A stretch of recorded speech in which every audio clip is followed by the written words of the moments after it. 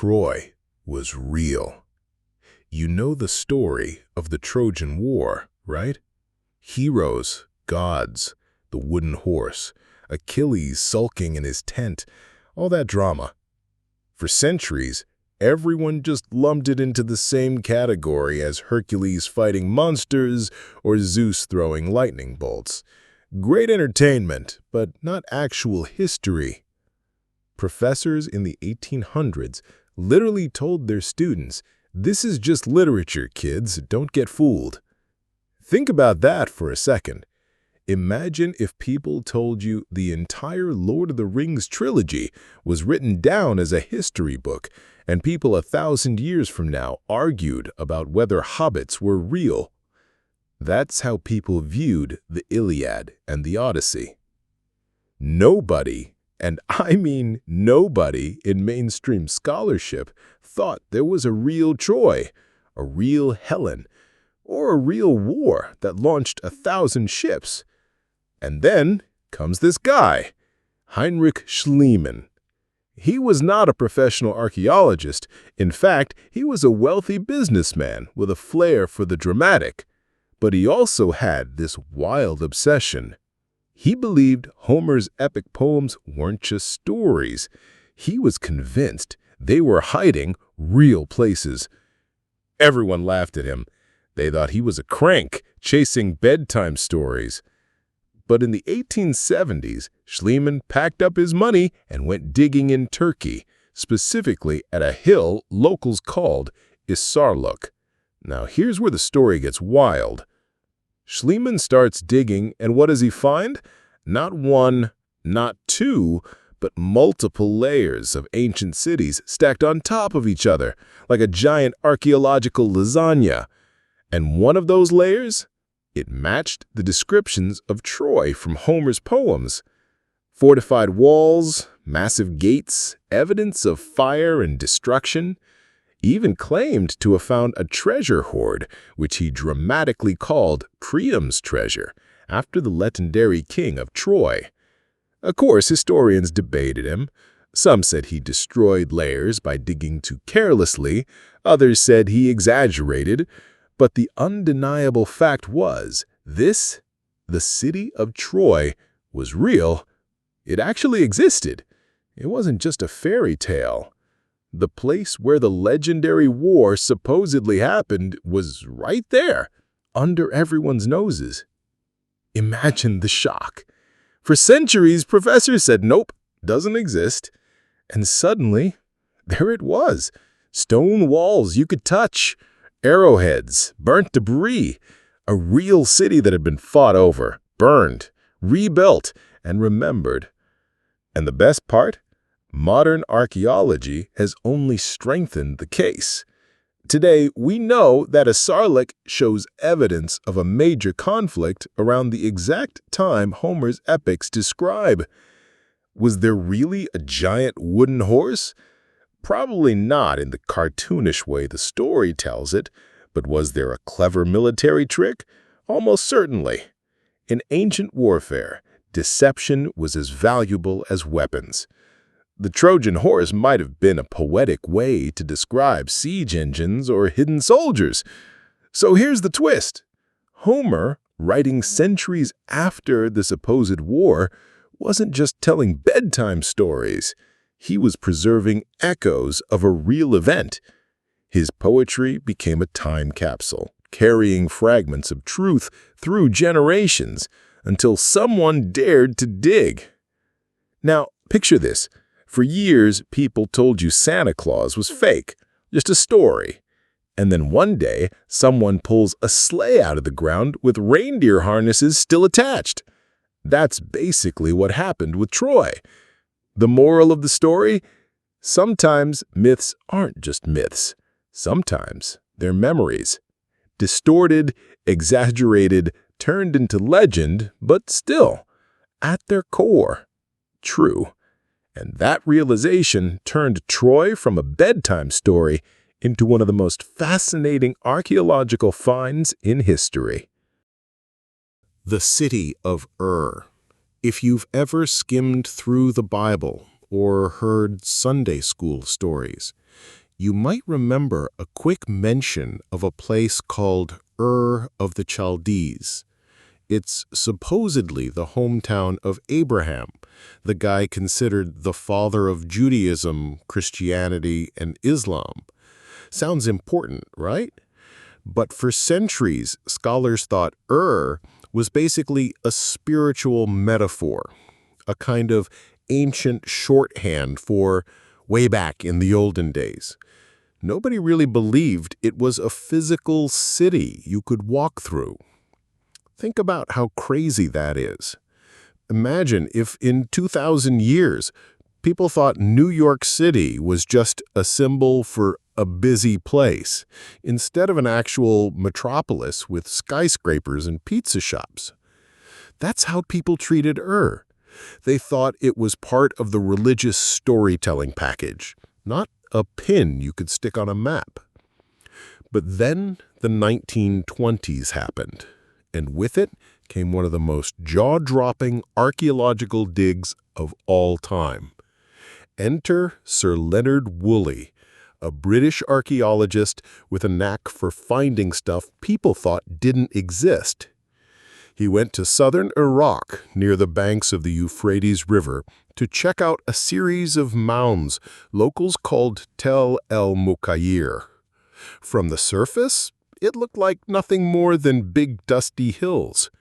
But Woolley thought, maybe, just maybe, there's something underneath.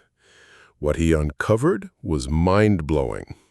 Beneath those mounds was an entire ancient city, one of the oldest in the world, dating back to around 3800 BCE. This wasn't a village of mud huts. This was a massive, complex urban center. Streets, houses, walls, and towering above it all, a gigantic ziggurat. A stepped pyramid that looked like something straight out of a sci-fi movie set. This was the ziggurat of Ur, and when Woolley uncovered it, it was like history came back to life. And the treasures didn't stop there. Woolley's team found what became known as the royal tombs of Ur, burial sites packed with gold, jewelry, elaborate headdresses, lyres, think ancient harps, and even sacrificial servants buried alongside their kings and queens. It was so extravagant that people started calling it the Death Pit. Imagine walking into a room where dozens of skeletons are laid out in ceremonial order, some still wearing glittering gold and lapis lazuli jewelry after thousands of years. Creepy, absolutely. Fascinating, even more so. Now, here's where it gets even cooler. Those artifacts from Ur, the lyres, the golden helmets, the cylinder seals, they weren't just pretty trinkets. They told us how advanced this civilization was. The Sumerians had writing. They had trade networks stretching across Mesopotamia and beyond. They had math, astronomy, and a sense of order that put them light years ahead of what people thought a mythical city would look like. So let's circle back. The Bible said Abraham came from Ur. For generations, people thought, nah, that's just a narrative flourish. Abraham's story is moral, not geographical. But then suddenly, here's Woolley uncovering one of the most dazzling ancient cities on Earth, right in the spot the texts pointed to. You don't have to be religious to see how insane that is. A supposed mythical city turned out to be not only real, but a powerhouse of ancient civilization. And here's the part that really gets me. Ur wasn't just a dusty ruin. It was a living, breathing city that shaped human history. Imagine the sound of market stalls filled with goods, the smell of bread baking in clay ovens, the chants of priests at the ziggurat, and kids running through the streets while their parents traded in silver and wool. Thousands of years later, those echoes are still buried in the ground, waiting for someone like Woolley to dust them off. So, what's the takeaway? Wasn't a metaphor. It wasn't just a religious footnote. It was real. It had ziggurats scraping the sky, kings dripping in gold, and citizens writing the earliest known records of human history. For centuries, scholars rolled their eyes at the idea, and now it's one of the crown jewels of archaeology. Sometimes the most unbelievable part of a myth is how real it turns out to be once the dust is cleared away. The Hanging Gardens were possibly real. You've probably heard of the 7 wonders of the ancient world: the Great Pyramid, the Lighthouse of Alexandria, the Colossus of Rhodes. But tucked into that famous list is one wonder that's always been a little suspicious: the Hanging Gardens of Babylon. For centuries, they were described as this jaw-dropping paradise in the middle of the desert. Massive stone terraces stacked high, overflowing with trees and flowers and waterfalls that seemed to hang in the air. A man-made mountain of greenery. Sounds amazing, right? Almost too amazing. And here's the kicker: nobody could find them. Ancient writers like Strabo and Philo described them in detail. But when archaeologists dug through Babylon in Iraq, they didn't find anything that matched the descriptions. No ruins of gigantic terraces. No ancient plumbing system that could have carried water up to the top. Nothing. Just regular ruins of a city that was impressive, sure, but didn't seem to hide any secret hanging gardens. So for a long time, historians threw up their hands and said, okay, this one's a myth. Some traveler saw an impressive park, exaggerated the story, and boom, the Hanging Gardens were born. But then came one of those moments that makes history so addictive. A researcher named Stephanie Dalley from Oxford University started looking into ancient records, and she asked a simple but brilliant question. What if everyone was just looking in the wrong place? What if the gardens weren't in Babylon at all? She dug into old cuneiform texts, piecing together clues, and what she found was wild. The descriptions of the gardens, the engineering, the type of irrigation system used, they lined up much better with another ancient city, one further north, Nineveh, the capital of the Assyrian Empire. Nineveh was home to King Sennacherib, who bragged in inscriptions about creating a wonder for all peoples, with lush gardens watered by aqueducts and screw pump systems. These weren't vague boasts either. He literally wrote down the technology: machines that lifted water from the river all the way to the top of his terraces.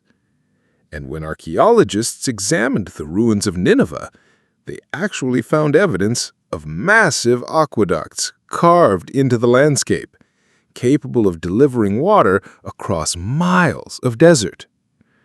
So, suddenly, the pieces started fitting together.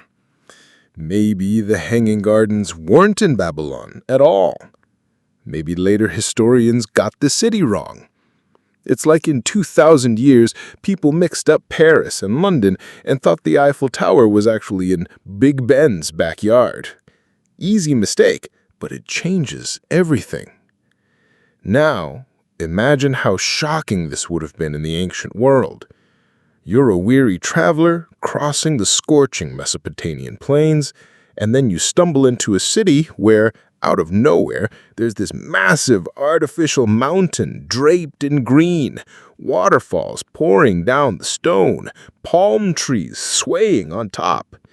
It would have looked like magic. And in a way it was, but it was human engineering magic. The Assyrians had mastered water control in a way nobody thought possible at the time. So here's where the legend gets its power. For centuries, people thought the Hanging Gardens were the ultimate example of ancient exaggeration, a fairy tale passed down in travel stories.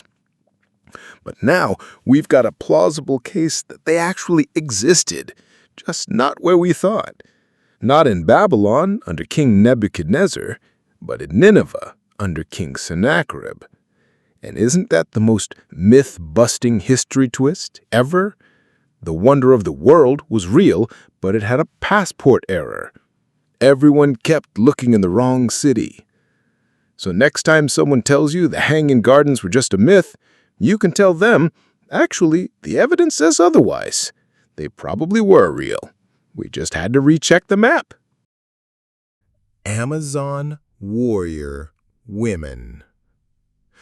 When you hear the word Amazon, what pops into your head? Maybe Wonder Woman. Maybe fierce women with bows riding on horseback. Maybe just a half-remembered Greek myth about wild warrior women who hated men. For centuries, that's all the Amazons were considered. Pure mythology. A fun story told by the Greeks to spice up their epics. Because, let's be honest, ancient historians, mostly men, didn't think women fighting in battle was even possible. To them, the very idea was laughable. The Greeks wrote plenty of stories about Amazons. They were said to live on the edges of the known world, charging into battles, cutting down men twice their size, and sometimes even defeating legendary heroes. They supposedly fought against Heracles, Theseus, and even joined the Trojan War. But to scholars from most of history, that was proof enough that Amazons were fake. If they showed up in the same pages as Hercules wrestling lions, well, case closed. Myth, not reality. But here's the thing. Sometimes myths get their roots from something real. Fast forward to modern archaeology, and the story takes a wild turn. Out in the Eurasian steppes, the vast grasslands stretching across Ukraine, southern Russia, and Kazakhstan, archaeologists started uncovering Scythian burial mounds. These were ancient nomadic people, horse riders, who lived around the same time the Greeks were writing their myths. And when the graves were opened, they didn't just find men with weapons. They started finding women buried with swords, spears, bows, and even riding gear. At first, some archaeologists thought, okay, maybe they just tossed some weapons in for symbolic reasons. But the more graves they opened, the clearer the picture became. These women weren't symbolic. They were warriors. Some skeletons had battle injuries, broken bones, arrowheads lodged in their bodies, signs of combat. Others were buried in the same proud warrior fashion as their male counterparts. It was a mic drop moment. The myth of warrior women suddenly looked a lot less mythical. Turns out, the Greeks probably weren't inventing Amazons out of thin air. They were hearing stories, maybe even seeing with their own eyes, the real Scythian women who fought alongside men on horseback. And when you think about it, it makes sense. The Scythians were nomads. They lived and died on horseback, moving constantly, hunting, raiding, surviving on the open steppe. Everyone had to be tough, men and women alike. If you're constantly at war, if you're constantly defending your herds or attacking rivals, it doesn't matter if you're male or female. What matters is if you can shoot an arrow straight while riding at full speed. And these women could. So, let's rewind to the Greeks again. Imagine you're some Greek trader or soldier, used to a world where women stayed home spinning wool. You ride into the steppe and see women in trousers, already shocking for the Greeks, riding horses, drawing bows, and fighting alongside men. To you, that's not just strange, it's legendary. By the time you get home and tell the story, you're calling them Amazons. That's the beauty of this discovery. What used to be dismissed as wild fantasy now looks like cultural memory. The Greeks encountering real warrior women and turning them into larger-than-life legends. And here's the fun part. DNA testing on these remains has confirmed it wasn't just a handful of women. A significant percentage, some studies suggest about a third, of Scythian warrior graves belonged to women. That's not an exception. That's a tradition. So the next time someone laughs at the idea of Amazons as nothing more than Greek fan fiction, you can tell them, nope, they were real women, fierce, armed, and dangerous. The Greeks just gave them a cool name and turned them into legends. Imagine the shock of those early archaeologists. For centuries, everyone was certain warrior women were impossible, and then the ground gave up its secrets. Swords, bows, broken bones, and proof that sometimes history is way more badass than the myths. Atlantis Echo in Santorini. If you had to pick one ancient myth that just won't die, it's Atlantis. Everyone's heard of it. The lost city swallowed by the sea, advanced beyond its time, wiped out in a single cataclysm. It's the kind of story that inspires movies, books, and endless conspiracy theories. But here's the thing. It didn't start as a legend told by sailors or bedtime stories. It started with one man, Plato, the Greek philosopher. Plato wrote about Atlantis around 360 BCE, and he described it as this powerful island civilization that became corrupt, ticked off the gods, and then, boom, destroyed by the sea in a single day and night.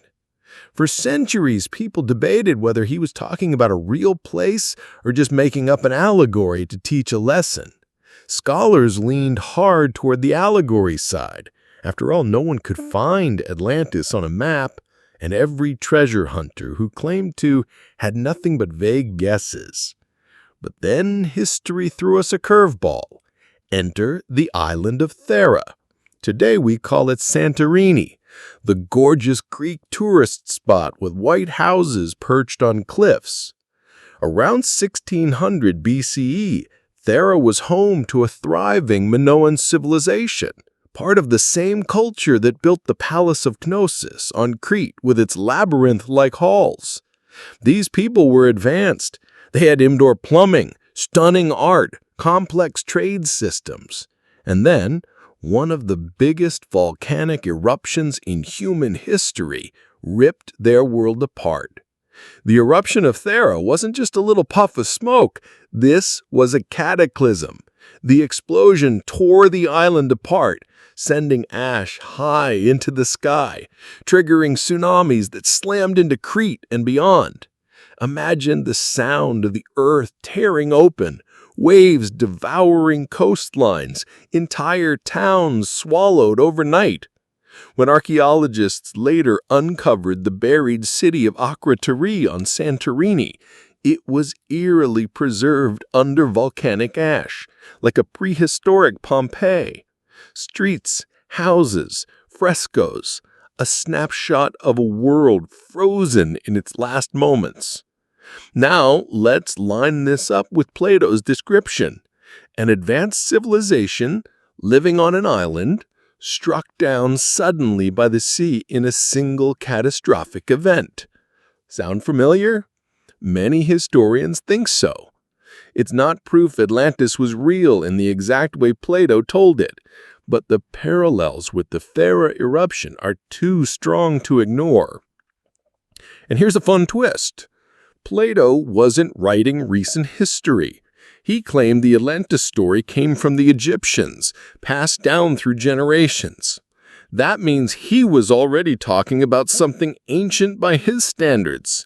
If the Thera eruption happened around 1600 BCE, and Plato was writing 1,000 years later, it's entirely possible he was retelling a garbled version of that real disaster, one that became a myth over centuries of storytelling.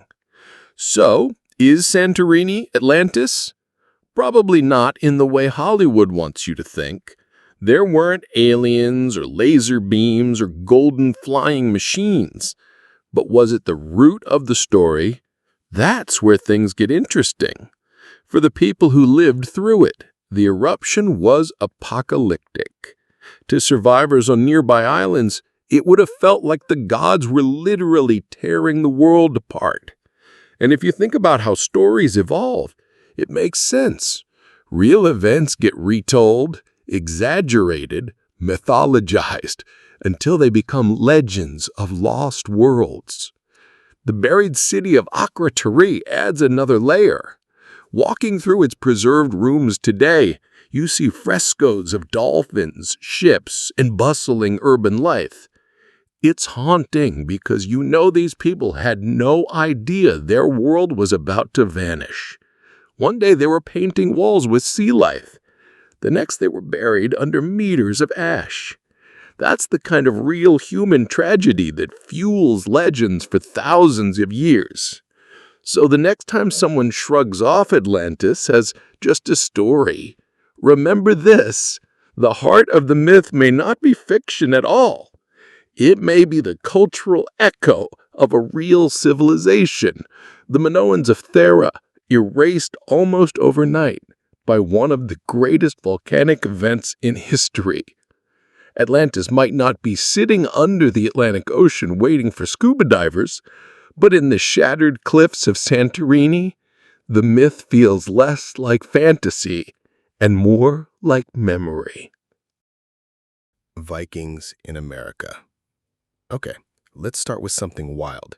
What if I told you that Christopher Columbus wasn't the first European to set foot in the Americas? Not even close. Because, believe it or not, Viking explorers actually beat him there almost 500 years earlier. Now, if you'd said this out loud 100 years ago, most people would have laughed in your face.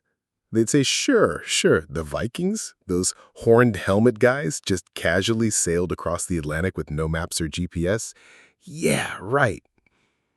For the longest time, the idea that Vikings had reached North America was treated like a sailor's tall tale, just another exaggeration in those crazy Norse sagas. But here's where the story gets good. The Vikings had their own oral traditions, the sagas, long, detailed stories passed down generation to generation. And two sagas in particular, the saga of the Greenlanders and the saga of Eric the Red, both mentioned a mysterious land across the sea called Vinland. They described fertile soil, wild grapes, and forests, which sounded nothing like the icy, barren places the Vikings usually ended up. But historians brushed it off. They thought, these sagas are half myth anyway, probably just fantasy or exaggeration. Fast forward to the 1960s. On the very northern tip of Newfoundland, Canada, and a place called L'Anse aux Meadows, archaeologists stumbled onto something that made the world sit up straight. Buried in the soil were the remains of sod houses, the kind Vikings built in Greenland and Iceland. Alongside them, iron nails, rivets from boats, and even a spindle whorl, which is basically an ancient tool for spinning wool. These weren't random native artifacts. These were unmistakably Norse. Think about how crazy that is. For centuries, everyone thought the Vinland sagas were just Viking fan fiction. Then, boom, an actual Norse settlement sitting on Canadian soil. Suddenly, those silly stories weren't so silly anymore. And the details lined up too. The sagas talked about voyages led by Leif Erikson, the son of Eric the Red, who explored beyond Greenland and landed in a lush new world. They mentioned crashes with the local people, called scrowlings in the stories, which we now understand were likely indigenous groups. They talked about trying to set up camp, but eventually pulling back. The archaeological site at Lanzo Meadows shows just that, a short-term settlement used for exploration, ship repair, and maybe staging further journeys, but not a permanent colony. Here's the kicker. The site is dated to around the year 1000 CE. That's nearly 500 years before Columbus. Let that sink in. The Vikings were literally standing on North American soil centuries before the world gave Columbus the credit for discovering it. Now, before you picture Vikings planting flags and founding cities, let's keep it real. This wasn't a full-blown colonization. The Norse presence in North America seems to have been brief. Maybe a few seasons, maybe a generation. Conflicts with indigenous peoples, supply challenges, and the sheer distance from their homelands probably made it unsustainable. But still, the fact they made it there at all, across the brutal Atlantic in wooden longships, is mind-blowing. And it doesn't stop there. Some historians think the Vikings may have explored even further south, possibly into what's now New Brunswick or even New England. The sagas mention grapes, after all, and grapes don't grow in Newfoundland.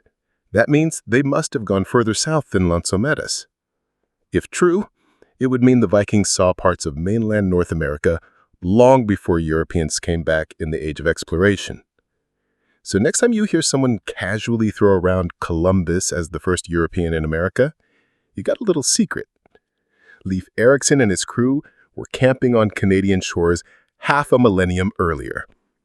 The sagas that people laughed at turned out to be eyewitness history. And honestly, that's the part I love most about this. It shows how easy it is for us to dismiss stories as just myths, when sometimes they're memories of real events. Stories can hold truth for centuries, waiting for archaeology to catch up. So yeah, the Vikings made it to America. They didn't stay long, but they left just enough behind to prove the sagas were right. And now what? Leif Erikson finally gets the credit he deserves as the first European to cross the Atlantic to the New World. The Great Flood Legends. All right, let's talk about one of the most famous stories humanity has ever told, the Great Flood. You've probably heard some version of it. Noah's Ark in the Bible, Utnapishtim in the Mesopotamian epic of Gilgamesh, Deucalion in Greek mythology, Manu in ancient Hindu texts, or even flood stories from Native American and Aboriginal traditions. Nearly every corner of the globe has some tale about water rising up, wiping out life, and a handful of survivors starting over. For centuries, scholars thought, okay, these flood stories are just metaphors. They're symbolic, maybe about human sin, renewal, or the wrath of the gods. But there's no way everyone on Earth could have had an actual flood, right? It seemed impossible, just too big, too universal. But here's where it gets interesting. Modern geology and archaeology have started uncovering clues that, yeah, some of those myths may be based on very real, very massive floods. Let's rewind to the end of the Ice Age, about 12,000 years ago. The Earth was warming up, glaciers were melting, and the oceans were rising. Not slowly either, sometimes catastrophically. Imagine this. You're living in a little coastal settlement, fishing, farming, raising your family, and one day the sea doesn't just creep up a few inches, it surges. Huge chunks of ice dams break, releasing inland seas into the ocean. Coastlines vanish in weeks or months. Whole villages disappear underwater. If you live through that, you tell your kids, and they tell their kids, and pretty soon your community has an origin story about a flood that destroyed the world. One of the biggest candidates is the Black Sea flood theory. Around 7,600 years ago, melting glaciers caused the Mediterranean to overflow into what was then a much smaller freshwater lake, today's Black Sea. Picture an enormous waterfall, hundreds of times bigger than Niagara, roaring for months as salty seawater rushed in. Archaeologists think this event may have wiped out settlements around the shoreline, forcing survivors to migrate and taking their flood stories with them. Some even believe this could be the inspiration behind the biblical Noah's Ark story. But it wasn't just there. In North America, the Missoula floods tell a similar tale. As the last ice age ended, an ice dam in Montana broke not once but dozens of times.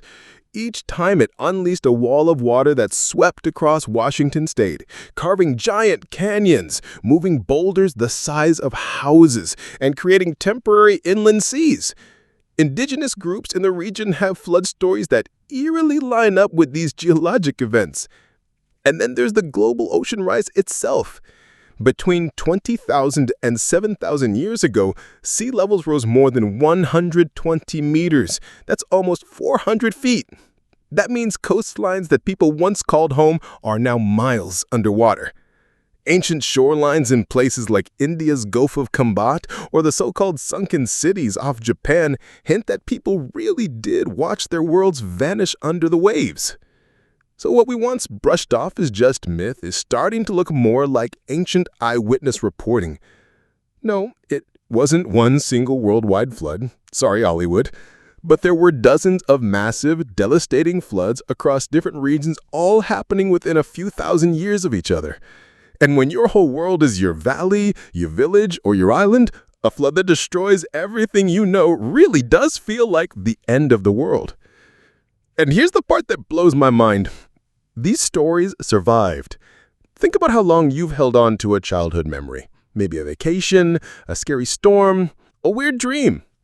Now imagine a whole culture passing down one shared memory for thousands of years, shaping it into a legend, a myth, a sacred story. That's the Great Flood. It's not just symbolism. It's collective memory frozen in story form until science finally caught up. So the next time you hear a flood legend, don't just think of it as mythology. Think of it as an ancient news report. One that says, hey, the waters rose, we barely made it, and this is what we learned. It's history disguised as myth. And honestly, that makes it way cooler than we ever gave it credit for. Tunguska Fireball Legends. Let's talk about one of the strangest mysteries of the modern world, the Tunguska event. If you've never heard of it, picture this. It's early morning, June 30, 1908, in Siberia. People are just starting their day in one of the most remote places on Earth. Then suddenly, boom! An explosion so powerful that it flattens 80 million trees across more than 2,000 square kilometers. Windows shatter hundreds of miles away. People are knocked off their feet. Even in Europe and Asia, thousands of miles distant, the sky glows at night for weeks, bright enough that people could read newspapers at midnight without a lamp. No crater was ever found. No chunk of meteorite was ever dug up. Just a scorched, flattened forest and a big unanswered question. What on earth, or rather, what from space, just happened? Now, here's where the myth side comes in. For generations, local indigenous groups like the Evenki had passed down stories of a fiery ball in the sky, or tales about the gods punishing the forest with fire from above. They described how the ground shook, how animals died, and how the forest was destroyed by something not of this world. For a long time, outsiders dismissed these accounts as superstition or exaggeration. Just folk tales, scientists said. Colorful storytelling. But here's the twist. When researchers finally got to Tunguska, which, by the way, took years because the area was so remote and the Russian Empire was busy dealing with revolutions and wars, they realized those folktales were basically spot-on descriptions of what science later concluded had happened. The leading theory today is that a stony asteroid, maybe 50 to 60 meters wide, entered Earth's atmosphere at about 27,000 miles per hour. Instead of hitting the ground, it exploded midair at an altitude of 5 to 10 kilometers, releasing energy equal to 1,000 Hiroshima bombs. That's why there's no crater. The asteroid never reached the ground.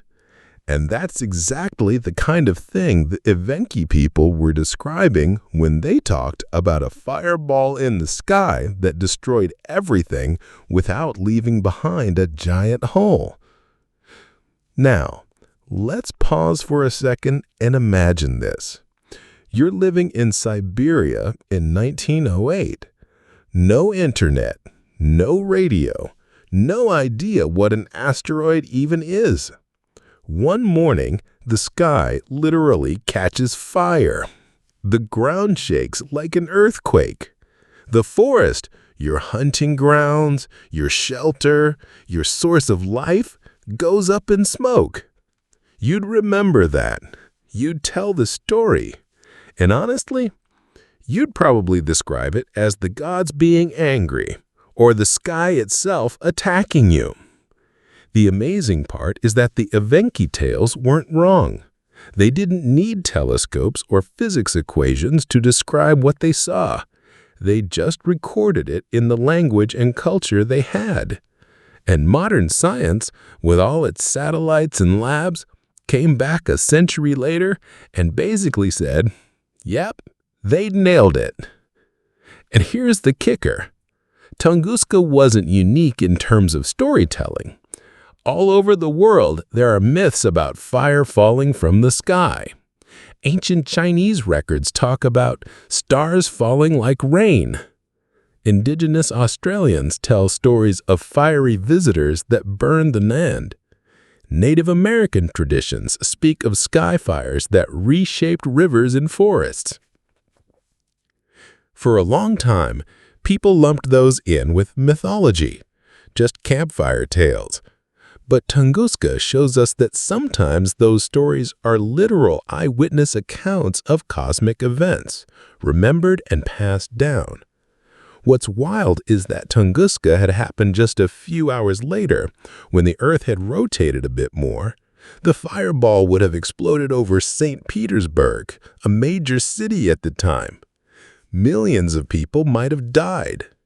Instead, it happened in one of the most remote places on the planet.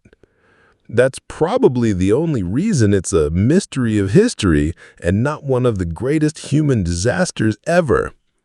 And maybe that's why these old skyfire myths deserve a second look.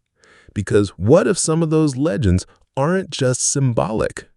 What if they're warnings, memories, and observations of real events that we've only recently begun to understand? So the next time you hear someone laugh at an old story about fire from the heavens, remember Tunguska. Science caught up, and it turned out the locals already knew the truth. Petra, the hidden city. Imagine this. You're traveling through the desert of Jordan in the early 1800s. Endless sand, blistering heat, rocky cliffs stretching out for miles. And then, tucked behind a narrow canyon, almost invisible unless you know where to look, you stumble upon something that doesn't look real. It looks like a movie set, a massive stone facade carved right into the mountain itself, towering columns, intricate statues, a doorway leading into darkness. That's Petra. Today, it's one of the most famous archaeological sites in the world, nicknamed the Rose City because of the pinkish-red rock it's carved from.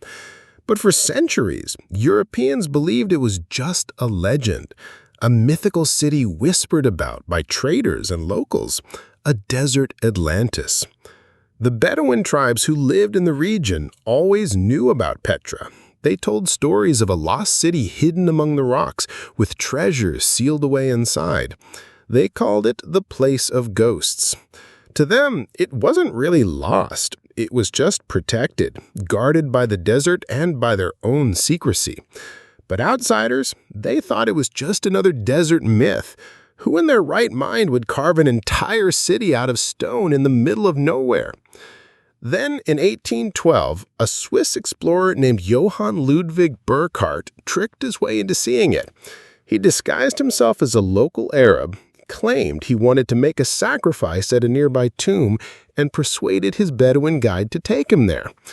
When he turned that corner into the Sikh, that famous narrow canyon leading to Petra, he became the first European in centuries to lay eyes on the myth. And what he saw was jaw-dropping. Not just one building, but an entire city carved into the cliffs. Tombs, temples, staircases, and water channels. Imagine walking into that for the first time, thinking it didn't even exist. It's like walking through your backyard and finding a whole ancient civilization hiding behind a fence. Petra wasn't just a city either. It was the capital of the Nabatean kingdom, a thriving culture around 2,000 years ago. These people were masters of engineering and trade. They controlled the incense routes, connecting Arabia, Egypt, and the Mediterranean. And here's the genius part. They lived in the desert, but they built a system of dams, cisterns, and aqueducts so advanced that they could store and control water in one of the driest places on Earth. That's how Petra survived. It wasn't just beautiful, it was practical. But by the Middle Ages, Petra's power faded. Trade routes shifted, earthquakes damaged the city, and it eventually became a ghost town. The Bedouins kept its location secret, partly to protect it from looters, partly because they believed spirits guarded it. So for Europeans, Petra became this whispered rumor of a city carved from rock, tucked away where no outsider could find it. Sound familiar? It's almost the same way people once treated Troy or El Dorado or Atlantis. A mythical place, probably just made up. But Petra was real. And when Burckhardt brought word back to Europe, people couldn't believe it. It was like confirming that a fairy tale had an actual street address. Now, here's the fun twist. You've probably seen Petra without even realizing it. Remember Indiana Jones and the Last Crusade? When Indy walks up to the temple where the Holy Grail is hidden? Yep, that's Petra's most famous building, Al-Khazne, also known as the Treasury. Hollywood loved it because it looks too magical to be real. But it is real. You can go there, walk the same steps, and touch the same stone. And here's what makes it fascinating for our theme. Petra shows us how myths often survive because locals keep the stories alive, even when outsiders dismiss them. The Bedouin knew Petra was real, but Europeans labeled it legend until someone physically saw it. It makes you wonder how many more mythical places are out there, waiting for rediscovery. Petra's rediscovery is a perfect example of how human memory, storytelling, and culture can keep something alive for centuries, even if the rest of the world writes it off as fantasy. What was once a hidden city is now one of the new 7 wonders of the world, proving that sometimes legends aren't just stories, they're history waiting to be uncovered. Pompeii's death cloud.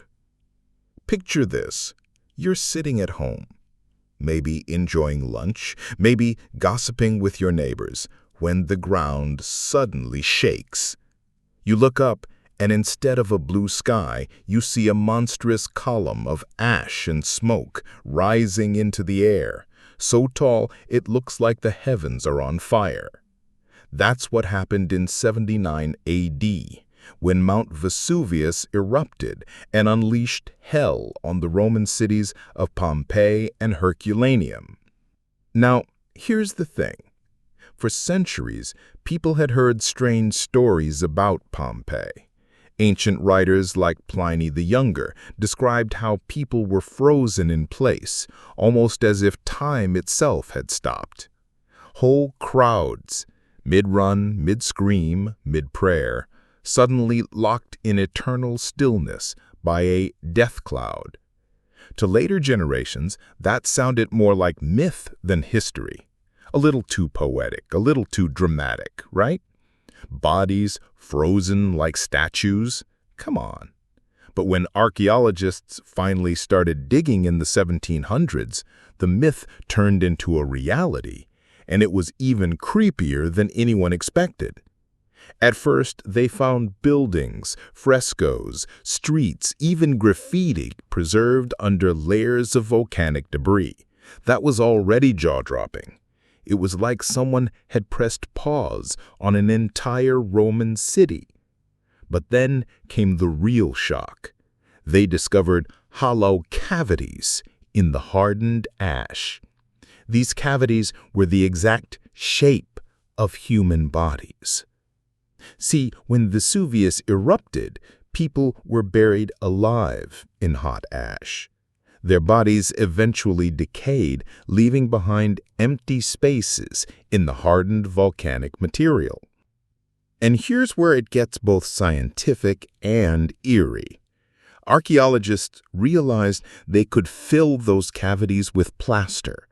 What emerged were plaster casts of the victims, frozen in the exact positions they died in almost 2,000 years ago.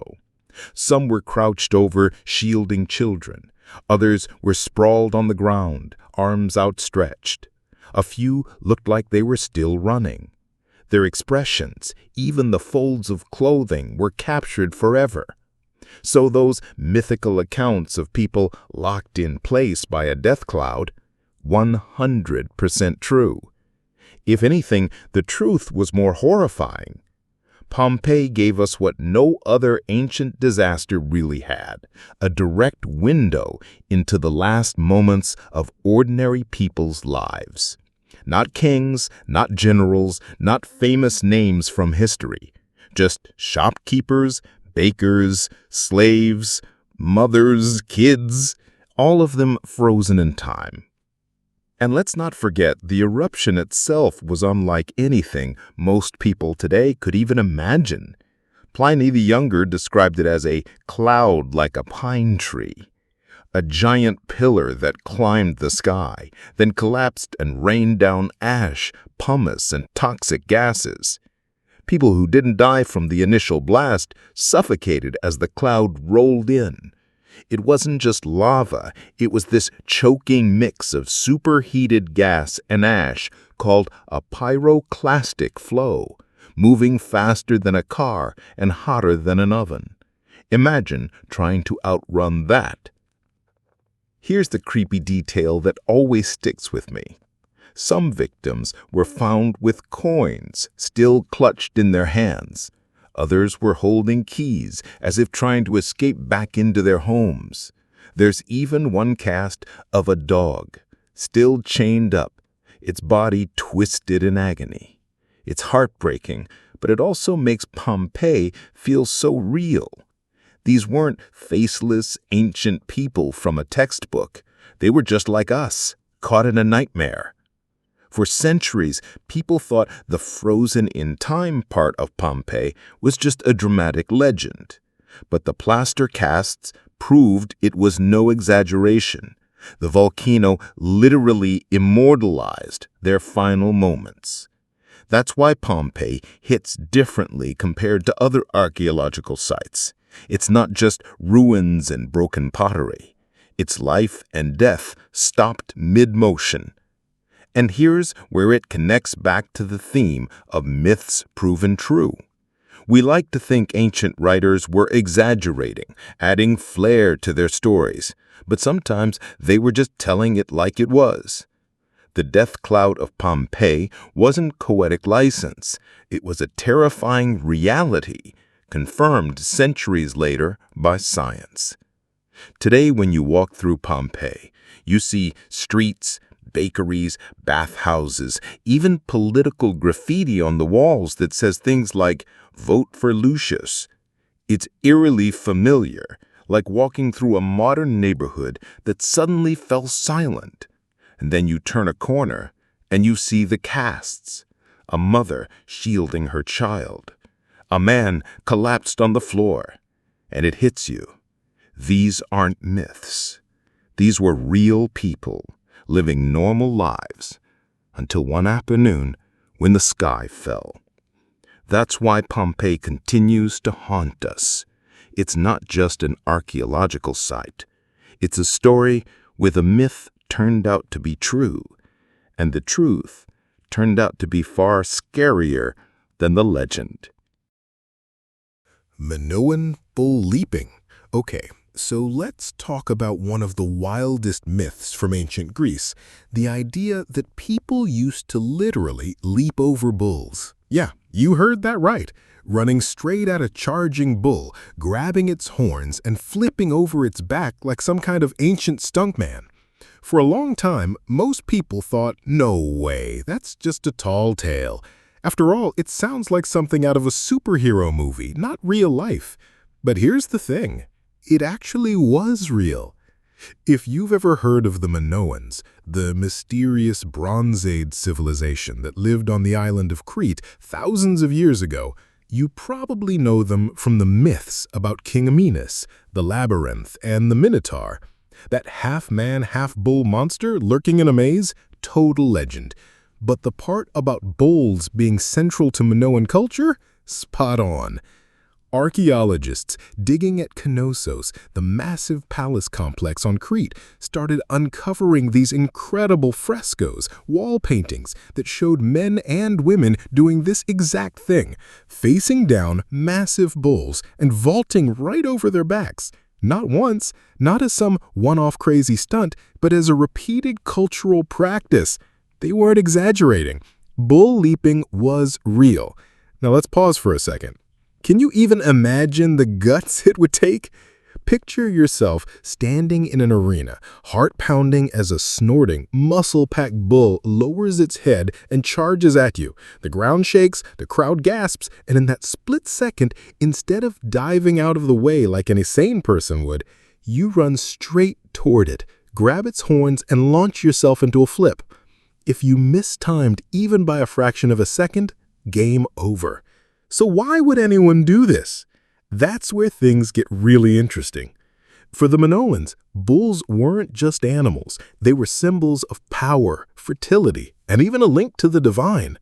The whole Minotaur myth may have been inspired by these rituals. Outsiders hearing about people who fight bulls in a palace and turning it into a story about a bull-headed monster. Bull leaping wasn't just entertainment. It seems to have been a kind of religious or ceremonial act. Think of it like a blend of extreme sport and sacred ritual. Some frescoes show men leaping, some show women. That's right, it wasn't only men who took part. The Minoans had a fascinating culture where women seemed to have a more prominent role than in many other ancient societies. So it's totally possible that young men and women both trained to do this. It makes you think, the myth of heroic bull tamers wasn't just macho posturing. It was something everyone in society respected. Now let's clear up a common question. Did they literally vault clean over the bull every time? Maybe not exactly. Some scholars think it might have been more of a controlled acrobatic performance. Like one person might grab the horns to trigger the bull's upward motion, while another vaulted off the back.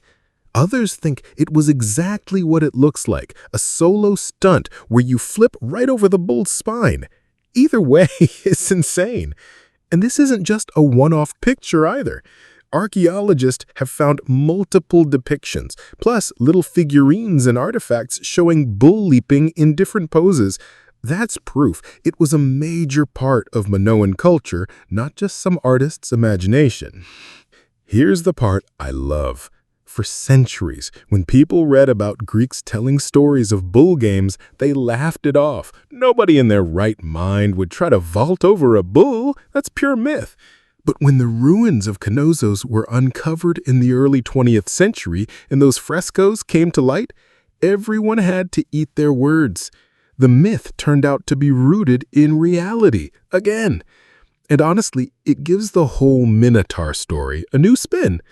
Instead of picturing a half-man, half-bull locked in a maze, think about real human beings running head-on at bulls, risking their lives in ceremonial performances.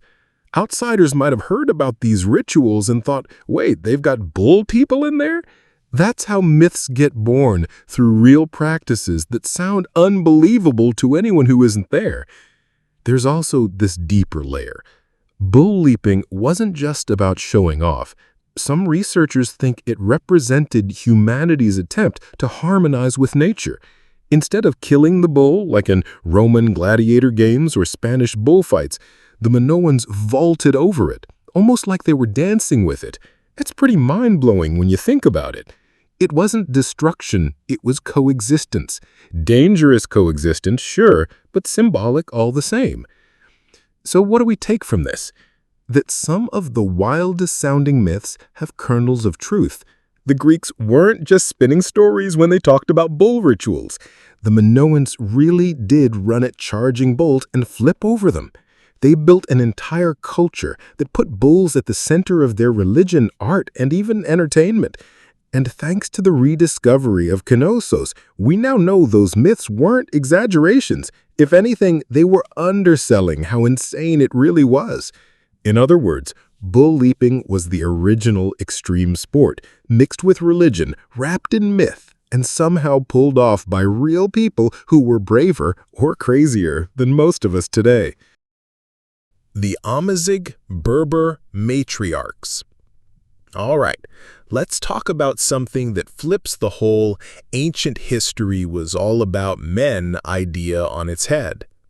If you read old Greek myths, you'll find all these wild stories about warrior queens and fierce women ruling in North Africa, especially in the region they called Libya.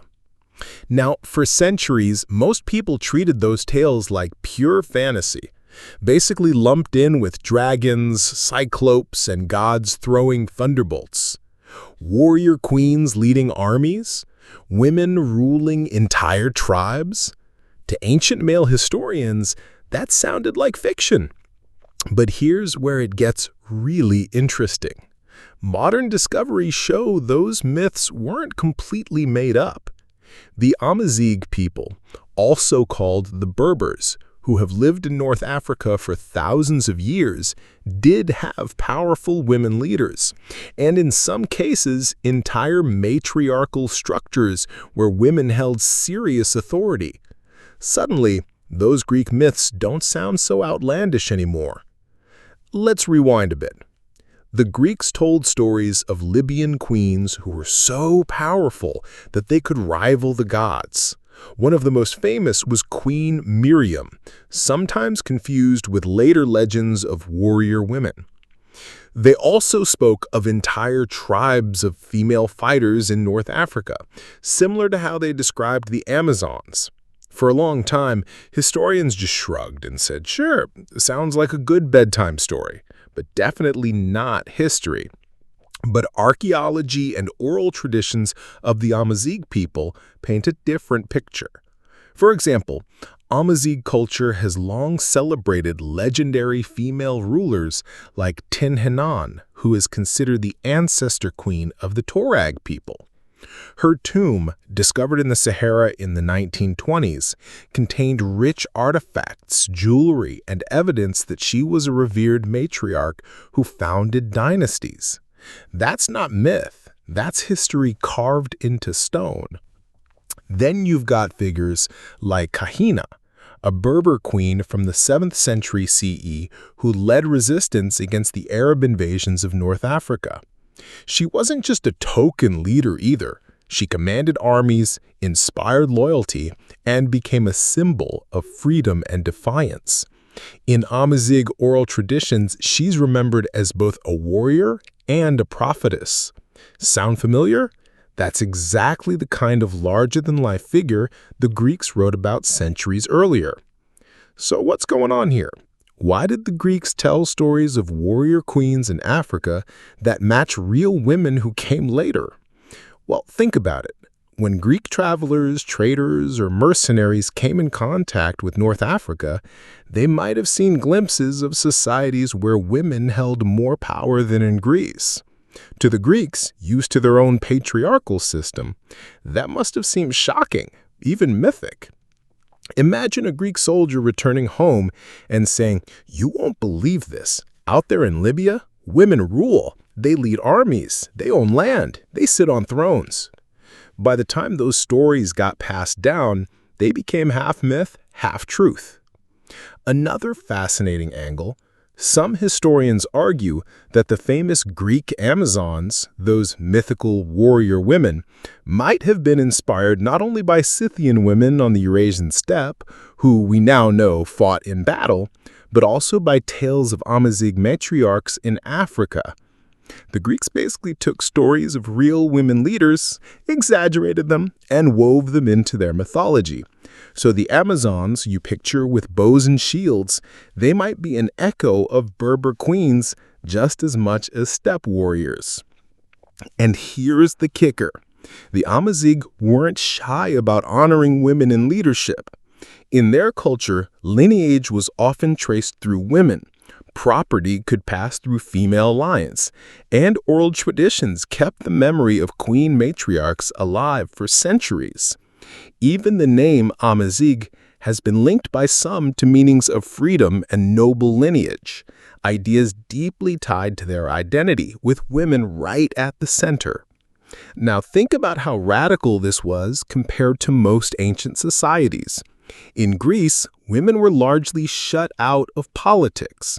In Rome, they couldn't hold official power.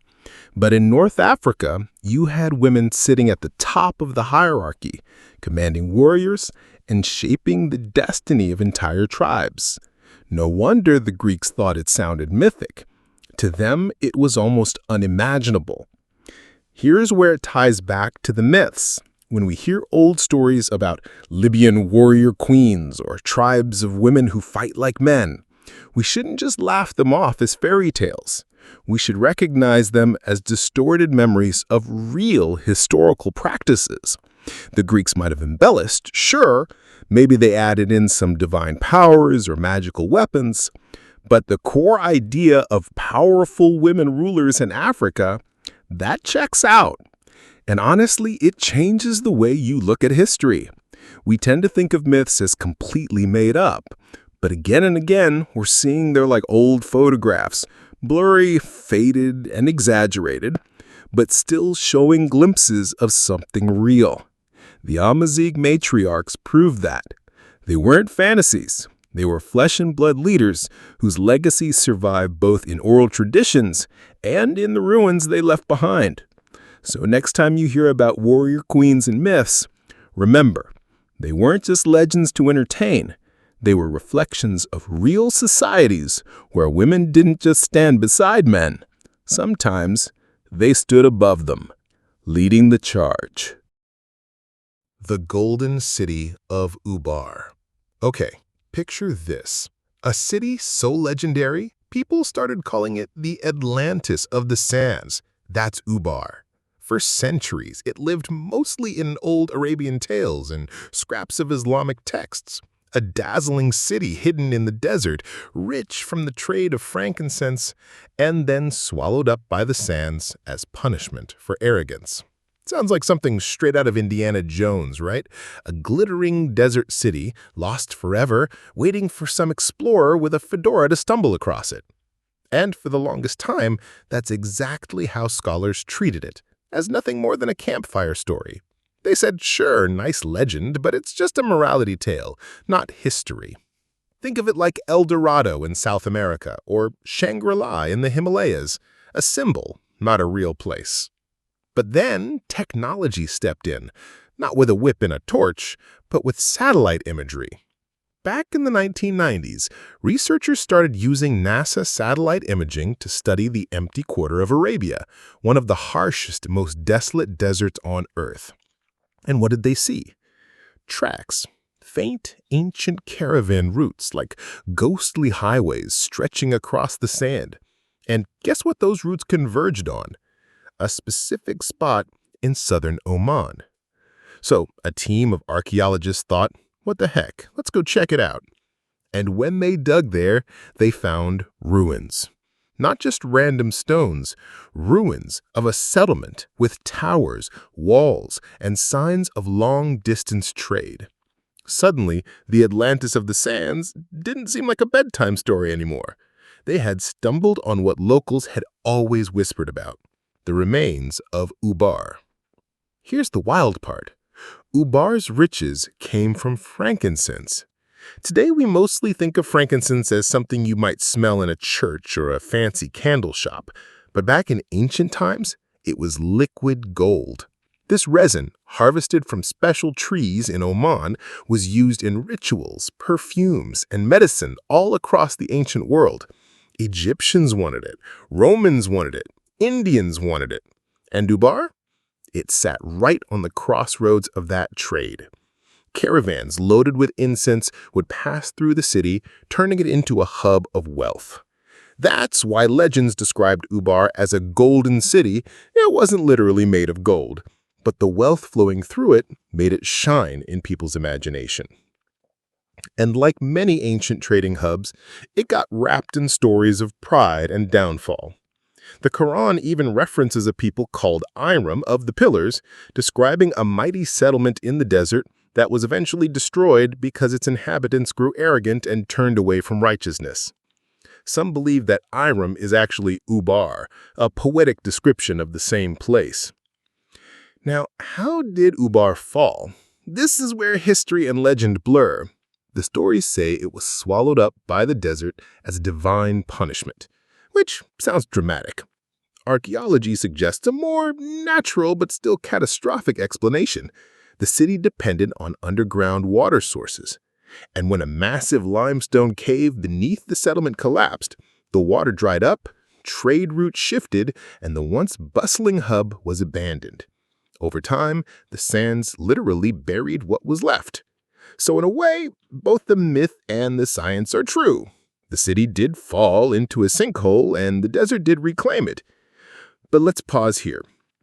Imagine being a Bedouin nomad centuries ago, crossing the desert and stumbling on half-buried ruins, crumbling towers poking out of the dunes.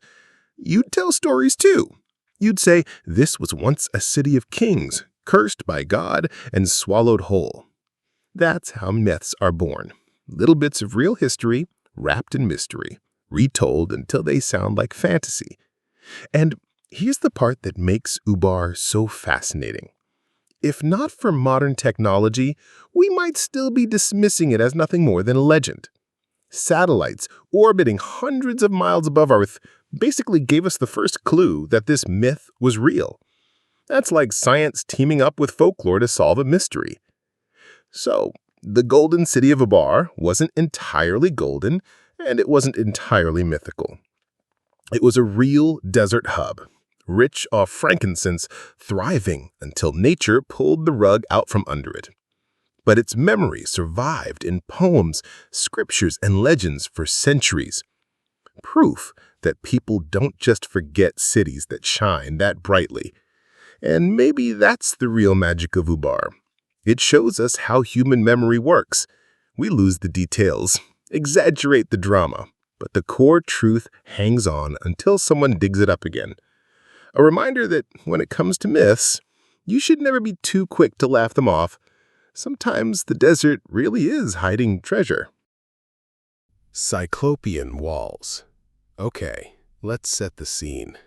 Imagine walking through ancient Greece thousands of years ago, and you see these towering stone walls, huge, rough-hewn boulders stacked one on top of the other, forming fortresses that look like they were built to keep out entire armies.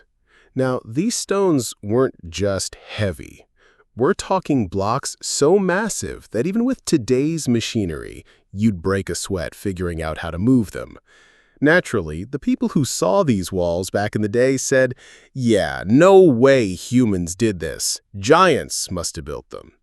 And that's where the myth of the Cyclops comes in. If you know your Greek mythology, Cyclops were those one-eyed giants, scary, hulking figures who supposedly lived on the fringes of the world, crafting thunderbolts for Zeus and weapons for the gods. The ancient Greeks looked at these giant walls and said, yep, that checks out. Only something that big and that strong could pull this off. So they called the structures Cyclopean walls. Not because the builders were literally Cyclops, but because the stones looked like they were the work of giants.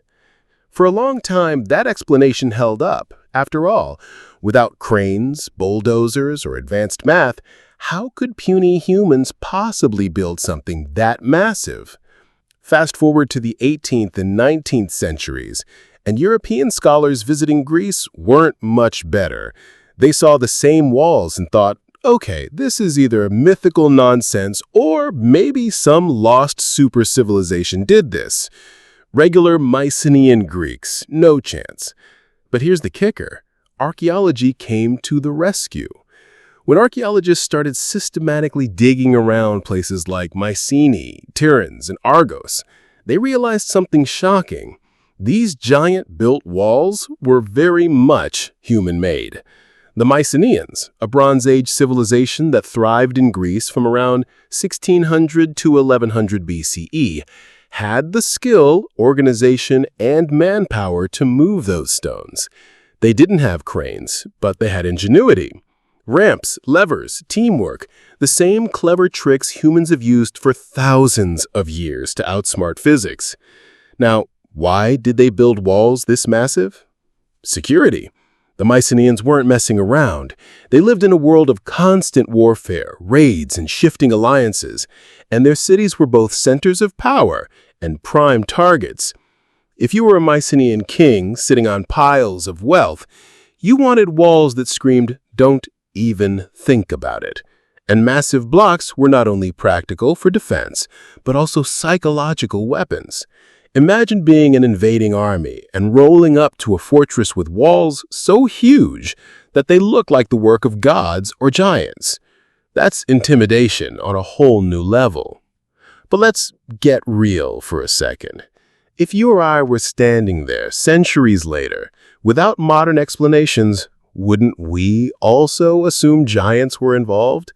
I mean, some of these blocks weigh several tons.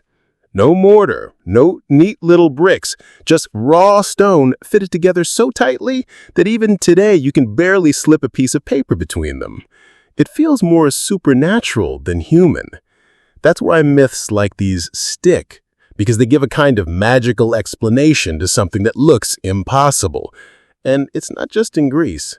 This giant builder's myth shows up all over the world.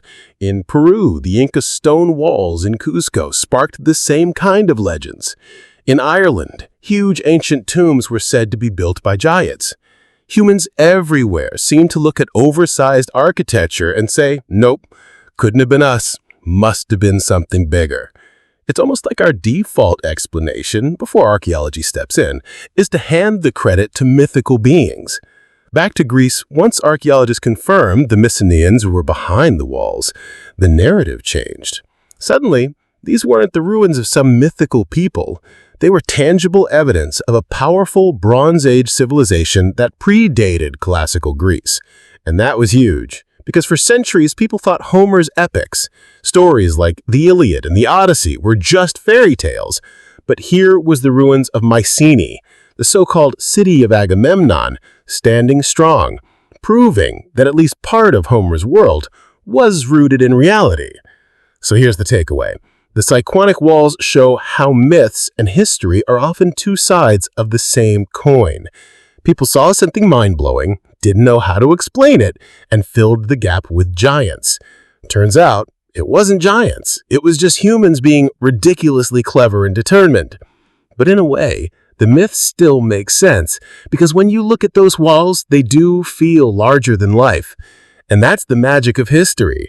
Even when we explain it, it still leaves us a little awestruck.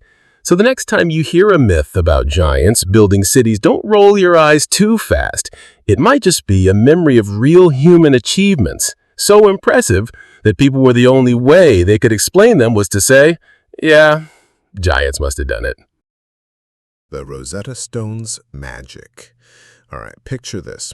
For centuries, ancient Egypt was basically a locked treasure chest of mysteries.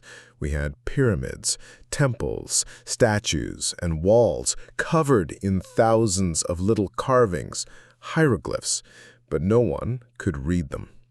They looked amazing, but they might as well have been doodles from an alien race. Scholars could guess, but really they had no clue what the symbols meant. Whole civilizations had risen and fallen, and one of the most powerful and fascinating ones was silent, its voice trapped in stone. Now, here's where the legend kicks in. People in the Middle Ages whispered about a mythical object called the Rosetta Stone. It was said to be a magical tablet that could unlock the secrets of lost languages. Think of it like a universal translator from a sci-fi movie. You find it, and suddenly the past opens up to you. At the time, this sounded like a cool fantasy. A stone that could make you read the unreadable. Too good to be true, right? Well, fast forward to 1799. Napoleon is off doing his whole conquer the world thing, and his army is stomping around Egypt. During some construction work near a town called Rosetta, modern-day Rashid, French soldiers stumble across a black slab of stone. It's broken, kind of rough around the edges, but it's covered in writing. And not just one kind of writing, 3. At the top, you've got Egyptian hieroglyphs. In the middle, there's a script called Demotic, basically the everyday writing Egyptians used at the time. And at the bottom, you've got good old ancient Greek. Now this is the part where historians practically fainted, because here's the thing. People could already read Greek. They couldn't read hieroglyphs or Demotic, but Greek, no problem. And if the same message was written in 3 languages, you suddenly have got a cheat sheet, like a bilingual dictionary, except it's trilingual, and one of the languages just happens to be the mysterious one the world's been dying to crack for centuries. The legend of the magical Rosetta Stone had sounded like a fairy tale, but here it was, real, sitting in the dirt, a literal key to history. Of course, it wasn't like someone just picked it up and instantly understood hieroglyphs. This was a decades-long puzzle. The stone made its way to Britain after the French lost to the British, and it's been sitting in the British Museum ever since, which, side note, is controversial because Egypt wants it back. Scholars all over Europe started obsessing over it. One of the key players was a French linguist named Jean-François Champollion. This guy was basically a language prodigy. He knew multiple ancient languages by the time he was a teenager, and he threw himself into the Rosetta Stone like it was a Rubik's Cube. Here's the wild part. People originally thought hieroglyphs were just fancy symbols, like pictures standing in for ideas, kind of like emojis. A picture of a bird meant bird. A picture of a man meant man. But Champollion figured out that wasn't the whole story. The symbols weren't just pictures. They were sounds. They formed a phonetic system, almost like an alphabet. That was the breakthrough. Once Champollion cracked the code in the 1820s, the whole ancient Egyptian world opened up. Suddenly, tomb walls and papyrus scrolls weren't just decoration, they were stories, prayers, legal documents, love poems, even grocery lists.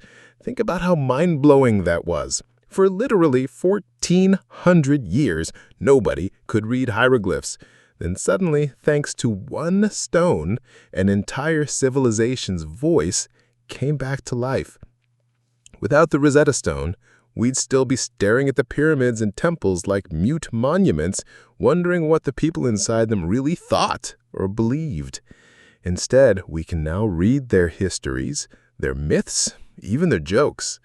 That's the magic the legends had promised. And here's the kicker. The stone itself wasn't even made to be magical. It was basically political propaganda.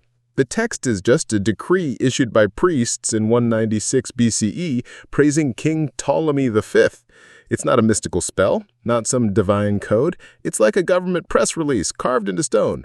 The priests were just trying to spread the word in all the languages people spoke at the time. But in doing that, they accidentally created the ultimate decoder ring for future generations. So, the Rosetta Stone's legend came true in the weirdest of ways. People said it could unlock the secrets of ancient languages, and guess what? It did. Not because it was enchanted, but because it was practical. And in a sense, that's even cooler. No magic, no divine intervention, just human curiosity, persistence, and a little luck. Here's the part I love most. The Rosetta Stone shows us how close myth and reality can be. A legend about a magical tablet seemed like fantasy, but then one day, soldiers really did pull such a stone out of the ground, and now, because of it, we can literally hear the voices of people who lived thousands of years ago. If that's not magic, I don't know what is. The Norse Sunstone. If you've ever read a Viking saga, you know they're full of wild stuff. Heroes slaying monsters, gods meddling in human affairs, and these strange little objects that sound too magical to be real. One of the most fascinating is the Sunstone.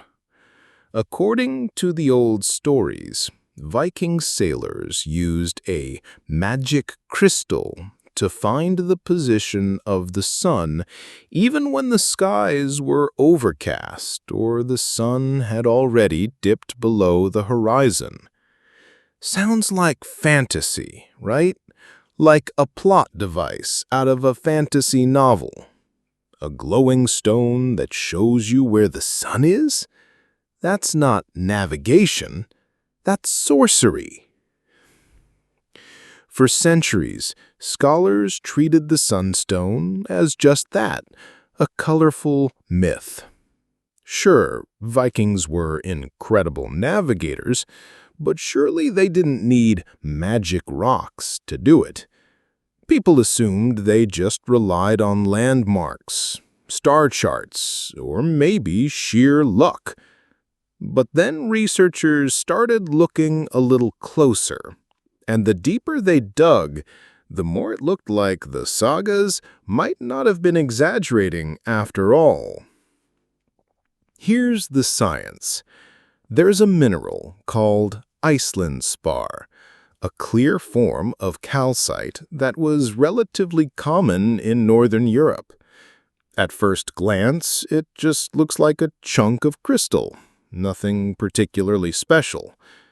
But it has a weird property called birefringence. It splits light into two beams. If you look through it, objects appear doubled. Trippy, but not exactly useful, right? Well, here's where the magic kicks in. Iceland spar also interacts with polarized light, which means if you rotate it while looking at the sky, even on a cloudy day or during twilight, the crystal highlights a subtle pattern in the light that points directly to the sun's position. Think about how insane that is. To the untrained eye, the sky just looks like a flat sheet of gray when it's cloudy. To a Viking holding a sunstone, the crystal literally lights up in a certain direction, showing where the hidden sun is. Suddenly, the myth of a magic stone that could find the sun doesn't sound so crazy. It sounds like advanced, practical science, centuries before compasses or GPS. Modern experiments back this up. Scientists gave Iceland spar to test subjects, asking them to use it to locate the sun on overcast days. The results? People could determine the sun's position within a few degrees of accuracy, good enough to sail by. And when you think about Viking voyages, crossing the North Atlantic, hitting Greenland, even reaching North America around 1000 AD, this kind of tool would have been a total game changer. Navigation wasn't just a convenience, it was survival. A wrong course could mean death at sea. Now, here's where the legend and reality really collide. The sagas don't explain exactly how the sunstone worked, only that it did. To sailors at the time, it might have looked like magic. You pick up this clear stone, you hold it to the sky, and it reveals what the clouds are hiding. But in truth, the stone was doing what science always does, making the invisible visible. It was using the natural physics of light to give humans an edge in a hostile environment. And guess what? Archaeological finds suggest the Vikings really did carry crystals like this. In 2013, a team found a piece of Iceland spar in a shipwreck off the coast of Alderney in the English Channel, a wreck that dated to just after the Viking era. That doesn't prove beyond doubt that every Viking ship had one, but it pushes the story from myth into highly plausible reality. So the Sunstone is one of those perfect examples where myth, science, and survival all overlap. To outsiders, it sounded like a fantasy trinket. To the Vikings, it was probably just another tool, no different than a sail or an oar. Except this tool happened to use crystal physics to unlock the secrets of the sky. And here's the part that blows my mind.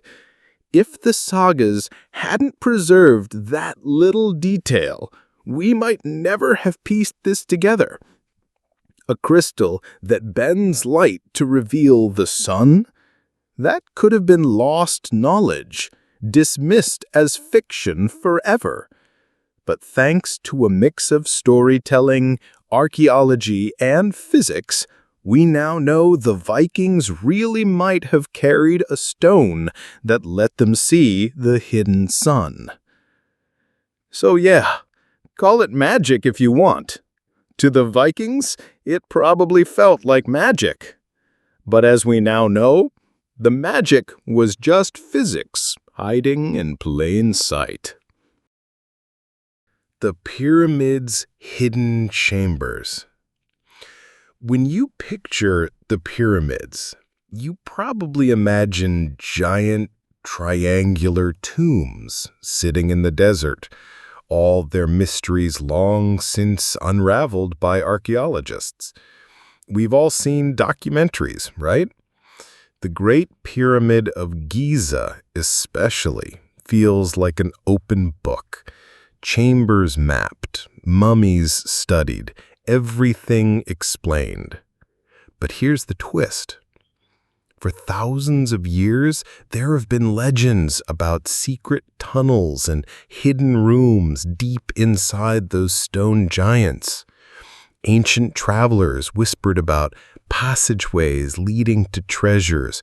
Priests spoke of concealed halls built to protect the pharaoh's spirit. And later on, treasure hunters swore there must be secret vaults waiting to be cracked open. For centuries, mainstream scholars rolled their eyes at all this. They believed the pyramids were already well explored, that every passage had been charted. Hidden chambers sounded more like something out of a pulp adventure novel. You know, Indiana Jones pulling a torch from the wall to reveal a secret staircase. Fun for Hollywood, but not real life. Then in recent years, science did what science does best. Proved the myths weren't completely wrong.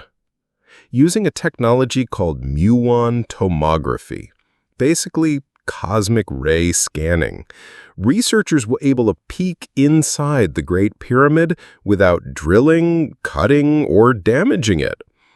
Think of it like taking an X-ray of a building. What they found shocked everyone. Deep inside the structure, high above the Grand Gallery, they detected a massive void. Not a crack, not a trick of the stones, an actual measurable empty space. This void is about 30 meters long, which is huge. Big enough to be a chamber, a passage, maybe even multiple levels of construction. And here's the wild part. Nobody knows what's in there. It's still sealed, untouched for over 4,500 years. The fact that it exists at all suggests that all those old tales about hidden chambers might have been based on some truth. Now, does this mean there's treasure sitting in there? Probably not. Ancient Egyptians didn't build their pyramids like banks. But it does mean the builders might have had architectural features, corridors, or ritual spaces that we simply don't understand yet. The pyramid isn't just a tomb, it's a kind of machine built for religious, astronomical, and political reasons. And if hidden spaces exist, then our whole understanding of how and why these structures were made could change. What makes this even creepier is that Egyptian legends spoke of protecting the pharaoh with secret passageways, hidden rooms that would mislead looters or trap intruders. Imagine being one of those looters centuries ago, torch in hand, convinced there must be something beyond the walls. Turns out they weren't completely wrong. They just didn't have cosmic rays to prove it. And here's something to chew on. If there's one chamber we found using modern tech, how many more are still waiting? Hidden behind millions of tons of stone. The pyramids are enormous. The Great Pyramid alone has about 2.3 million stone blocks. We've only explored a fraction of it. The idea that more chambers are waiting to be revealed means we might not even be close to finishing the story of these monuments. So in the end, those so-called fairy tales about secret passages weren't total nonsense. The pyramids really are hiding spaces we've never stepped into. Rooms the builders left behind that no human has entered in thousands of years. And just like that, a myth once dismissed as fantasy has turned into one of the most exciting archaeological mysteries of the modern age. The Trojan horse parallel. You've definitely heard the story of the Trojan horse, one of the most famous tales from Greek mythology.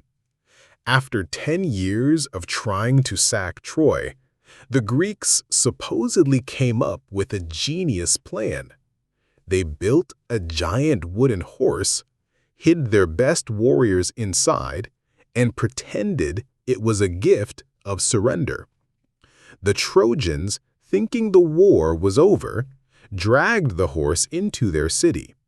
That night, while everyone slept, the soldiers slipped out, opened the gates, and boom, Troy fell. It's the ultimate gotcha story, right? But for centuries, historians treated it as nothing more than an epic bedtime story written by Homer. A clever metaphor, maybe, but a literal giant horse? Nah, that sounded too ridiculous to be real. Here is where things get interesting. Archaeologists started digging into the ruins of Troy. Yes, Troy was a real place in modern-day Turkey, and they found signs that the city really was destroyed in a fiery attack. The walls had scorch marks, gates showed signs of forced entry, and, more importantly, evidence suggested that the Greeks had used some kind of deception or trick to finally break through after years of stalemate. Now, does that mean there was a big hollow horse rolling through the city streets? Probably not. What's more likely is that Homer's story was based on a real siege tactic. Maybe the Greeks built a massive siege engine shaped like a tower or battering ram. Ancient writers sometimes described siege machines as horses because of the way they moved or because of their decorations. Imagine a towering wooden structure wheeled up to the city walls with warriors inside. That's starting to sound a lot closer to reality, isn't it? Another theory is that the horse wasn't a physical object at all, but a symbol.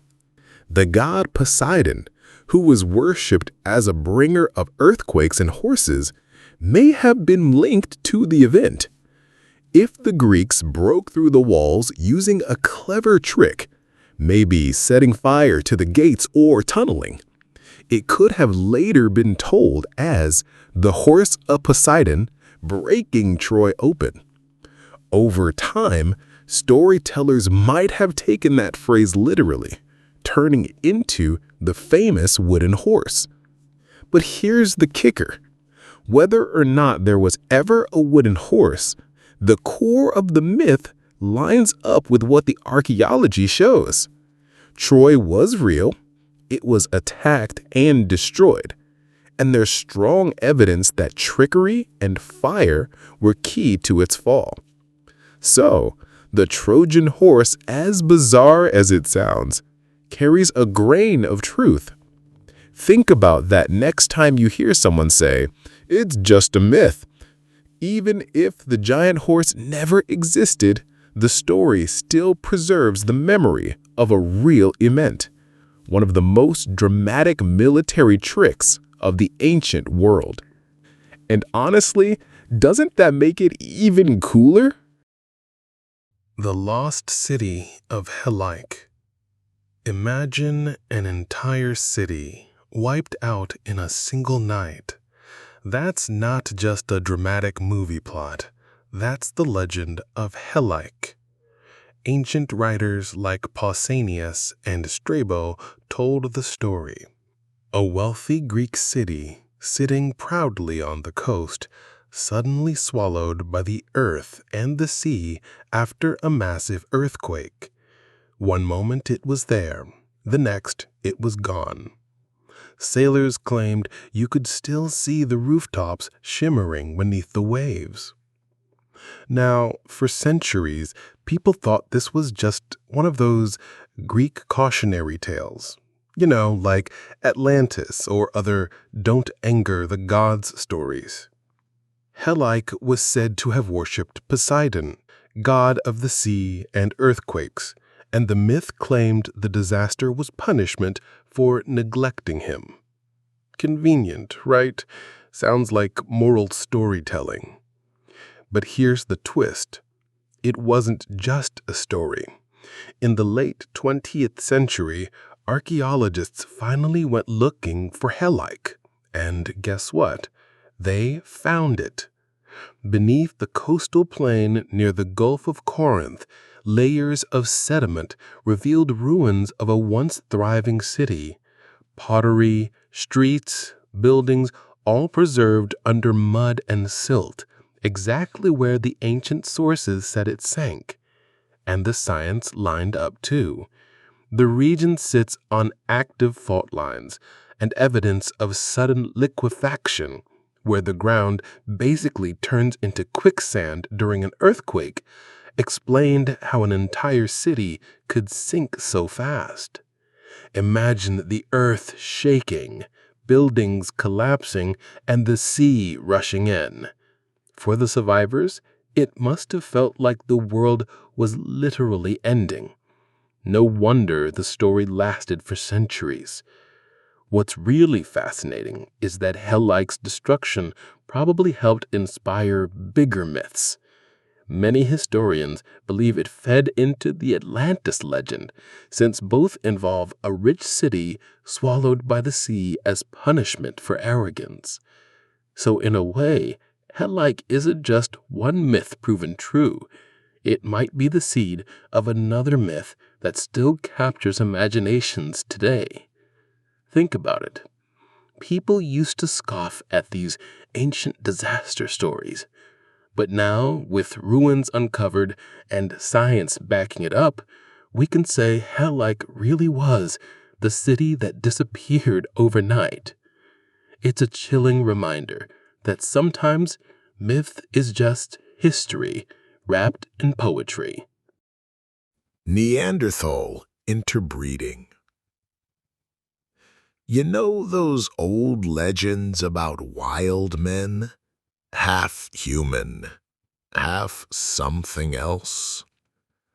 For the longest time, people thought those were just spooky campfire stories or medieval exaggerations. The idea that humans might have mixed with some other kind of people sounded more like folklore than fact. Scientists themselves used to roll their eyes at the suggestion. "No way," they said. "Humans are too unique. We didn't mix with anybody else." Well, turns out we totally did. Thanks to breakthroughs in genetics, especially in the early 2000s, scientists managed to extract DNA from Neanderthal bones. And when they compared it to our DNA, boom, the evidence was undeniable. Modern humans and Neanderthals definitely interbred.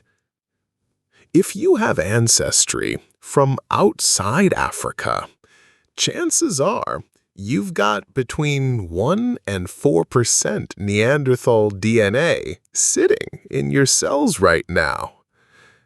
That means little fragments of a different human species are, literally, alive inside you. Think about how wild that is.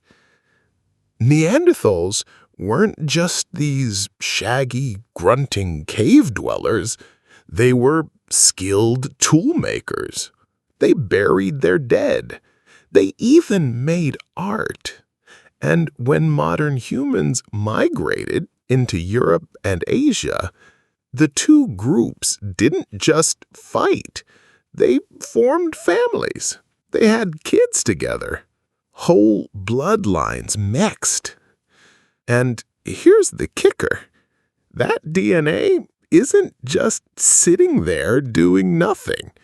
It still affects us today. Some Neanderthal genes help our immune systems fight off disease. Others influence things like skin tone, hair color, even how we respond to sunlight. On the flip side, some Neanderthal DNA is linked to health issues like depression or nicotine addiction. It's like they left fingerprints all over us, little reminders that we're not as purely human as we once thought. So, those old myths about humans mixing with strange, wild, other people, turns out they weren't totally off base. Ancient storytellers may have been passing down distorted memories of encounters with people who weren't exactly us, but weren't completely different either. It's funny, isn't it? For centuries, science said, "Nah, that's just a story." And now, genetics is telling us, "Nope, your ancestors were a lot more adventurous than you imagined." Easter Island walking statues. Okay, so picture this. You're standing on a tiny remote island in the middle of the Pacific. All around you are these massive stone heads with bodies called moai. They're huge. Some weigh over 80 tons. Now, here's the kicker. The islanders always said the statues walked into place. Not rolled, not dragged, walked. For years, outsiders basically laughed in their faces. Yeah, sure, your 30-foot-tall rock statues just got up and strolled across the island like they were out for a Sunday walk. Archaeologists thought it had to be log rollers or sledges or some sort of back-breaking hauling method. The walking idea sounded like pure myth, a poetic way for the Rapa Nui people to describe something impossible. But guess what? The myth had some serious truth hiding in it. A few years back, researchers and engineers decided to test the idea. They carved a replica moai, tied ropes to it, and got a team of people together. Instead of pulling it forward like you'd move a fridge, they rocked it side to side. One group pulled a little on the left, then the right, then left again, and the thing actually walked. It tilted forward just enough with each shift that it scooted itself along, upright, exactly the way the islanders had always described. That discovery flipped the whole story on its head. Suddenly, the legends weren't just cute folklore, they were eyewitness knowledge passed down through generations. The Rapa Nui didn't need giant armies or alien technology. They used clever physics, teamwork, and maybe even a touch of ceremony to bring these giants to life. And here's something even cooler. The statue's design actually makes sense for walking. They've got big bellies and slightly tilted heads, like they were engineered to wobble forward. In other words, they weren't just meant to be looked at once they were standing, they were literally built to move. So yeah, the next time someone tells you that ancient myths are just silly stories, remember Easter Island. Because here's a case where the locals said, "No, really, our statues walked," and the world rolled its eyes until science proved they were right all along. The Ark of the Covenant's power. All right, let's talk about one of the most mysterious objects ever described in history, the Ark of the Covenant. You've probably heard of it, right? This legendary chest, supposedly built by the Israelites, was said to hold the stone tablets of the Ten Commandments. But here's where it gets wild. Ancient stories claim the Ark wasn't just a sacred box. It was dangerous. People who touched it were struck down. Whole armies were wiped out by its presence. In some stories, it even gave off bursts of fire or light. Sounds like pure magic, right?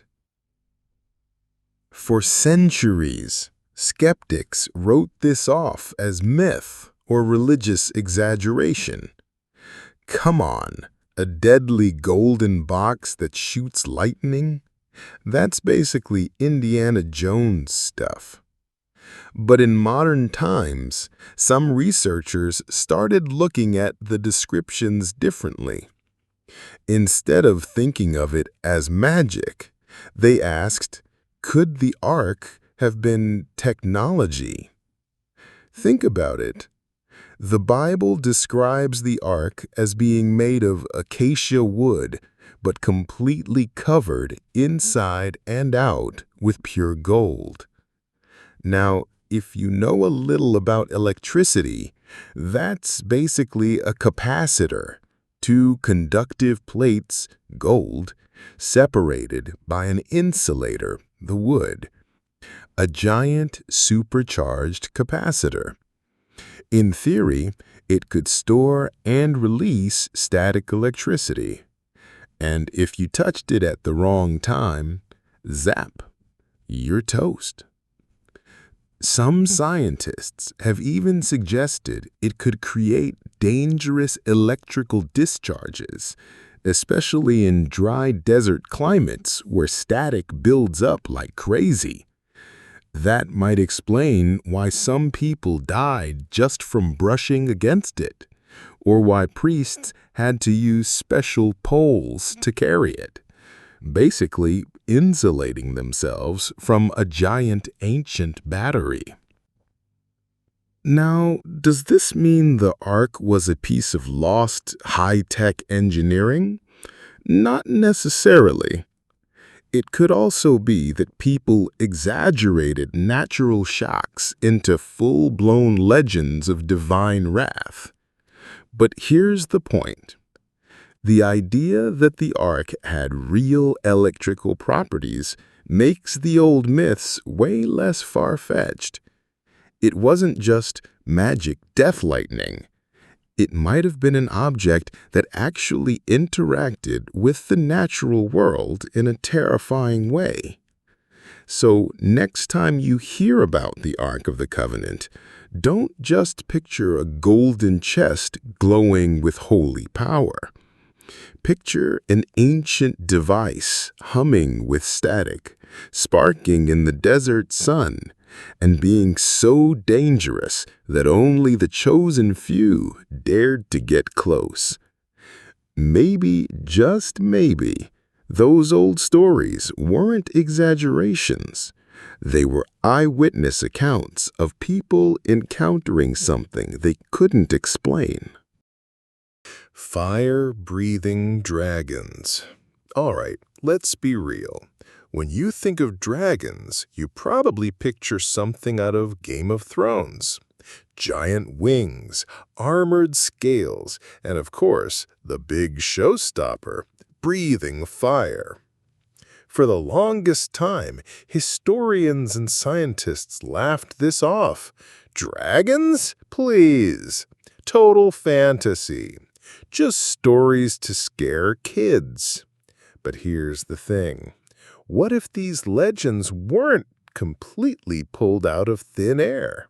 What if people in the past were actually trying to make sense of something they really saw?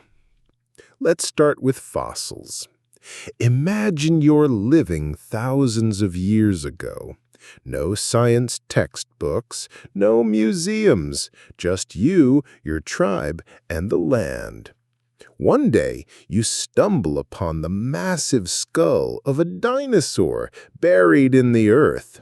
It's huge, filled with sharp teeth, and has strange cavities in the nose and skull. What are you going to think? Probably not, oh, this is an extinct species that lived millions of years ago. No. You're going to think monster, a beast that once roamed the land, something powerful, terrifying, maybe even capable of breathing fire. And here's the crazy part. Some dinosaur skulls actually have hollow chambers in the nasal passages. Scientists think these could have been used for things like resonance, display, or even chemical reactions. That means if ancient people dug one up and saw those weird cavities, it wouldn't be a huge leap for their imagination to say, this thing could have shot flames. After all, they already knew about animals that spit venom, squirt ink, or spray acid-like chemicals. Ever seen a bombardier beetle? That tiny bug literally blasts boiling chemicals out of its backside like a flamethrower. Nature already has its own version of firepower.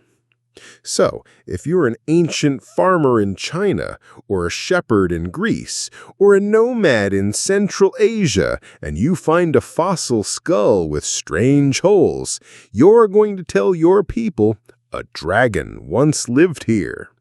And over generations, the story grows. The dragon flies, it hoards gold, it breathes fire. The legend evolves, but its root might just be those fossils. Here's the wild kicker. Cultures all over the world, from Europe to Asia to the Americas, all came up with dragon myths independently. They didn't have the internet, they didn't share the same books, but they all ended up with monsters that look suspiciously similar. That's a pretty strong clue that they were all inspired by something real. So the next time someone says dragons are pure fantasy, remember this. The fire breathing might be exaggerated, but the bones that sparked the idea, those were very, very real. Dinosaurs may not have roasted knights or girded treasure, but their remains sure breathed life into one of humanity's favorite myths.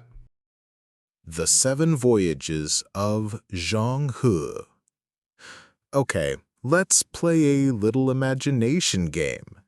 Picture yourself back in the early 1400s. Most of Europe is just starting to poke around the oceans with tiny wooden ships, nervous about falling off the edge of the world. And meanwhile, in China, they've got this guy named Zhang He, a Muslim eunuch admiral serving the Ming dynasty. And his ships make Columbus's little boat look like a toy in the bathtub. For centuries, people outside of China thought the stories of Zhang He were just tall tales, like, sure, fleets the size of floating cities, and you're telling me they made it all the way to Africa? Sounds like national pride exaggerated into legend. But here's the kicker. Those voyages, they were absolutely real. Zhang He commanded what's called the Treasure Fleet, hundreds of ships, some so massive that if you parked them next to the Nina, the Pinta, and the Santa Maria, they'd look like rowboats. His flagship alone is said to have stretched over 400 feet long. And these weren't just warships. They carried silks, porcelain, and spices, and the kind of luxury goods that screamed, "Hey world, China's the top dog right now." And yep, the records show he really did make it all the way to the east coast of Africa. Imagine that moment. Massive Chinese ships pulling into African harbors, sailors trading silk for giraffes. Yes, giraffes. One was even brought back to China and caused such a sensation that people thought it was a mythical unicorn. The legend wasn't an exaggeration, it was history in motion. What's wild is how huge this was in context. Most Europeans still thought the Indian Ocean was a scary mystery. Meanwhile, Zhang He's fleet was casually mapping trade routes, connecting cultures, and proving that long-distance global exploration was possible decades before Europeans like Vasco da Gama or Columbus even left port. So why didn't you hear much about Zhang He in school? Simple. After his voyages, the Ming dynasty basically said, okay, that was fun, but too expensive. Let's scrap the navy and focus inward. They burned a lot of the records, let the ships rot, and the legend got reduced to whispers and folklore. People thought the scale was exaggerated until archaeologists dug up shipyards, artifacts, and written records confirming just how massive these voyages really were. So yeah, the idea of Chinese sailors cruising all the way to Africa, not a myth, not an exaggeration, it actually happened. And it makes you wonder, if China had kept pushing exploration, would they have reached the Americas first? The riches of Timbuktu. All right, so quick question. When you hear the word Timbuktu, what pops into your head? Be honest.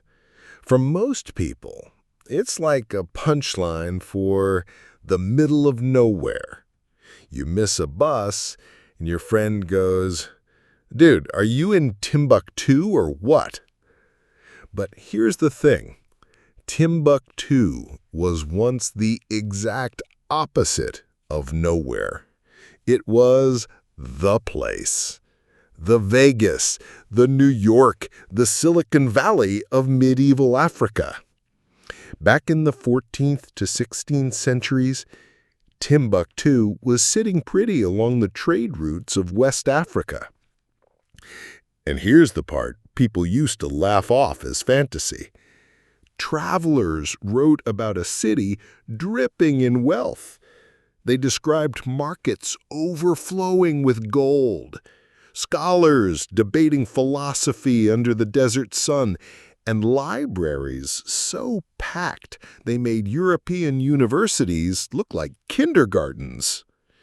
For centuries, outsiders thought those stories were wild exaggerations.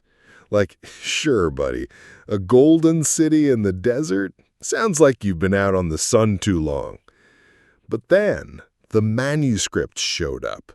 Literally, thousands upon thousands of handwritten documents survived in hidden family chests, dusty attics, and secret storerooms. We're talking texts on astronomy, medicine, poetry, mathematics, Islamic law, you name it. Entire libraries proved that Timbuktu wasn't some mirage, it was a legit intellectual powerhouse. Think of it. While parts of Europe were still clawing their way out of the Middle Ages, Timbuktu was hosting scholars who could calculate eclipses and debate the finer points of medicine. And the wealth? That wasn't just a myth either. Gold from Mali's mines and salt from the desert flowed through Timbuktu, making it one of the richest cities of its time. There's even this famous story about Mansa Musa, the king of Mali who ruled during Timbuktu's golden age, going on a pilgrimage to Mecca and spending so much gold along the way that he crashed entire economies. Like, imagine being that rich, where your vacation spending money messes with global markets. What's crazy is how the legend of Timbuktu went from overhyped fairy tale to, oh wow, this really happened. The manuscripts are still being studied today, and they're changing what we thought we knew about African history. It turns out Timbuktu wasn't just a trade city. It was a beacon of knowledge, culture, and wealth that rivaled the great centers of the world. So, next time someone jokes about Timbuktu being in the middle of nowhere, you'll know the truth. Once upon a time, if you weren't in Timbuktu, you were nowhere. The Great Zimbabwe Ruins. Okay, let's set the scene. You're trekking across the hills of southern Africa, and suddenly, out of nowhere, you stumble on these massive stone walls. I'm talking walls so big and so carefully built that you're left thinking, whoa, who made this? That's exactly what happened when European explorers rolled up in the 1800s and found the Great Zimbabwe Ruins. But here's where the story gets twisted. Instead of giving credit to the local people, a lot of those explorers and colonizers basically said, nah, there's no way Africans could have built something this impressive. Must have been some lost tribe, or maybe Phoenicians, or Arabs, or even aliens. Yeah, aliens. The disrespect was unreal. For decades, textbooks and so-called experts flat out erased the idea that this could have been the work of African civilizations. But the evidence, it just kept stacking up. Archaeologists started digging and found artifacts that told a totally different story. Pottery styles, Iron tools and trade goods showed clear signs of a thriving local culture between the 11th and 15th centuries. They even uncovered trade links reaching all the way to China and the Middle East. Imagine that! Goods from across oceans making their way to a city in the African interior. That's not isolation. That's global networking before globalization was even a word. And the construction itself, absolutely genius. The walls were built without mortar, just perfectly cut granite stones stacked with such precision that they're still standing centuries later. The Great Enclosure, one of the most famous parts of the ruins, is so massive it feels like you're walking inside a giant stone labyrinth. The level of planning, engineering, and organization behind it screams advanced local innovation, not outsiders swooping in. Here's the kicker. Great Zimbabwe wasn't just an architectural wonder. It was a political and economic hub. It was the heart of the Kingdom of Zimbabwe, which controlled trade routes in gold, ivory, and cattle. This was a real power player on the African continent, long before colonial narratives tried to shrink it down or erase it. So today, the ruins of Great Zimbabwe stand as a massive "told you so." They prove that African civilizations weren't just surviving, they were thriving, building monumental cities and shaping history in ways the world is only starting to give them credit for. And honestly, there's something poetic about the stones still standing tall after all these centuries, like they're silently reminding us, we were here, we built this, don't forget it. The Oracle of Delphi's fumes. Picture this. It's ancient Greece, and people from all over the Mediterranean are making this long, exhausting journey up to a sacred temple tucked into the cliffs of Mount Parnassus. Why? Because inside sits the most famous fortune teller of the ancient world, the Oracle of Delphi. Kings, generals, farmers, even regular folks would line up hoping to hear what the priestess, called the Pythia, had to say about their future. Now here's the wild part. According to ancient accounts, the Pythia would sit on a tripod over a crack in the ground, breathe in some kind of strange vapor, and then start speaking in a trance-like state. Sometimes it came out as mumbling, sometimes as poetic riddles, and priests nearby would translate her words into prophecies. It sounded so mystical, so supernatural, that for centuries, people just chalked it up to myth-making or religious storytelling. I mean, the idea of a woman getting visions from gas fumes sounds like something out of a fantasy novel, right? But fast forward to modern science, archaeologists and geologists actually studied the site at Delphi and discovered something crazy. There really are natural gas emissions under the temple. The bedrock there has fault lines that release ethylene and other hydrocarbons. And guess what? Ethylene is known to cause feelings of euphoria, altered states of consciousness, even hallucinations if you breathe it in. Suddenly, those mystical visions don't sound so mystical anymore. They sound like chemistry at work. It gets even better. Ancient writers like Plutarch, who was actually a priest at Delphi, described a sweet smell filling the temple during the Pythias trances. Ethylene has a sweet smell. Coincidence? Not really. That's science lining up perfectly with the ancient testimony. So, what do we have here? A legend that seemed like pure myth, a woman breathing divine vapors to talk to the gods, turns out to have a geological explanation rooted in actual gas leaks. The oracle wasn't faking it. She was, quite literally, high on Earth's natural fumes. But here's the thing that blows my mind. Even if the trances were chemically induced, the Oracle of Delphi still shaped history.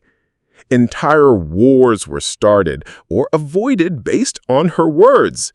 Leaders planned their empires around her cryptic advice. And all of that came from a geological quirk, fault lines, that turned a temple into one of the most powerful fortune-telling spots in history. So yeah, the oracle wasn't just a religious invention. She was proof of how nature and belief can collide to create something that feels magical, even when science is quietly pulling the strings behind the curtain. The Black Samurai of Japan. Okay, imagine this. You're in Japan during the late 1500s. Samurai are everywhere. The country is in constant war between rival lords, and loyalty, swords, and honor basically define the entire culture. Now, in the middle of all this, Japanese records suddenly talk about a man who seemed almost otherworldly. He wasn't Japanese. He wasn't even Asian. He was African. And not just any outsider. This man became a samurai. Sounds like a legend someone might exaggerate over centuries, right? Like, sure, a black samurai. That's a cool story, but it's just folklore. For a long time, that's exactly how people treated it. But here's where it gets wild. This man, named Yasuke, was real. Historical documents from the time confirm it. He arrived in Japan around 1579, likely as part of a Jesuit mission, maybe as a servant or bodyguard to an Italian missionary. But when the powerful warlord Oda Nobunaga saw him, Nobunaga was blown away. Why? Well, think about it. Most Japanese people back then had never seen someone with dark skin. There were records saying crowds gathered just to look at Yasuke, thinking his skin was painted with ink. Nobunaga even ordered him to strip and scrub himself because he thought it had to be some kind of trick. When the truth came out that this was just his natural skin color, Nobunaga was fascinated. But Yasuke wasn't just a novelty. He was strong, skilled, and intelligent. Nobunaga took him in, made him part of his inner circle, and eventually gave him the status of a samurai. That was no small deal. Being a samurai wasn't just about swinging a sword. It meant you were trusted, respected, and part of an elite warrior class. Yasuke was given his own home, his own sword, and fought alongside Nobunaga's troops.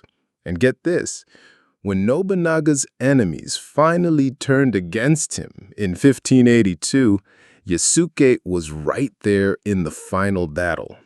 Some accounts say he fought until the bitter end, though because he wasn't Japanese, he wasn't killed afterwards. He was handed back to the Jesuits instead. After that, the trail of his life goes cold. and nobody really knows what became of him. But the fact remains, this wasn't just a myth or a cool story. Japan really did have an African samurai centuries before the modern world started blending cultures more openly. And the best part? It shows how history always has these surprising crossovers, moments that sound too strange to be true, but are backed up by the records. So yeah, the Black Samurai wasn't a legend after all. Yasuke walked, fought, and lived in feudal Japan, standing shoulder to shoulder with some of its most legendary warriors. The Lost Army of Cambyses. Picture this: 524 BCE. The Persian king Cambyses II, son of Cyrus the Great, is marching his massive army across Egypt. He's on a mission to crush the Oracle of Amun at Siwa Oasis, a place considered sacred and defiant of Persian rule. According to the ancient historian Herodotus, Cambyses sent 50,000 soldiers deep into the desert. But here's the creepy part: they never came back. The story goes that somewhere in the endless sands of the western Egyptian desert, the army was swallowed whole by a sudden, monstrous sandstorm. Just gone. Buried alive under dunes. No survivors, no bodies, no weapons. Just silence. For centuries, people treated this like a desert legend, a cautionary tale about arrogance and the merciless power of nature. It sounded too neat, too symbolic, like the kind of myth ancient cultures loved to tell. I mean, a whole army wiped off the map with zero trace? That's the stuff of ghost stories. But here's where it gets eerie. In the early 2000s, a pair of Italian archaeologists, twins named Angelo and Alfredo Castiglioni, were exploring the desert near Siwa. And what did they stumble across? Broken weapons, fragments of armor, even human bones scattered across the sands. The evidence matched the direction of Cambyses' supposed route. It wasn't just a campfire story. The army may have really been destroyed out there, trapped between the desert's heat, shifting dunes, and a storm that erased them from history. Imagine standing in that silence today, knowing thousands of soldiers marched there 2,500 years ago, then never walked back out. So yeah, the lost army of Cambyses wasn't just an exaggerated myth. It was a historical tragedy, one that the desert kept hidden until it slowly started giving up its secrets. The Long Sleepers of Siberia. For centuries, the people of Siberia told strange stories. Giant beasts buried in the ice, sleeping under the permafrost for ages, only to be uncovered after floods or thaws. Some legends even claimed hunters would stumble across these frozen giants, hack off pieces of their flesh, and eat them.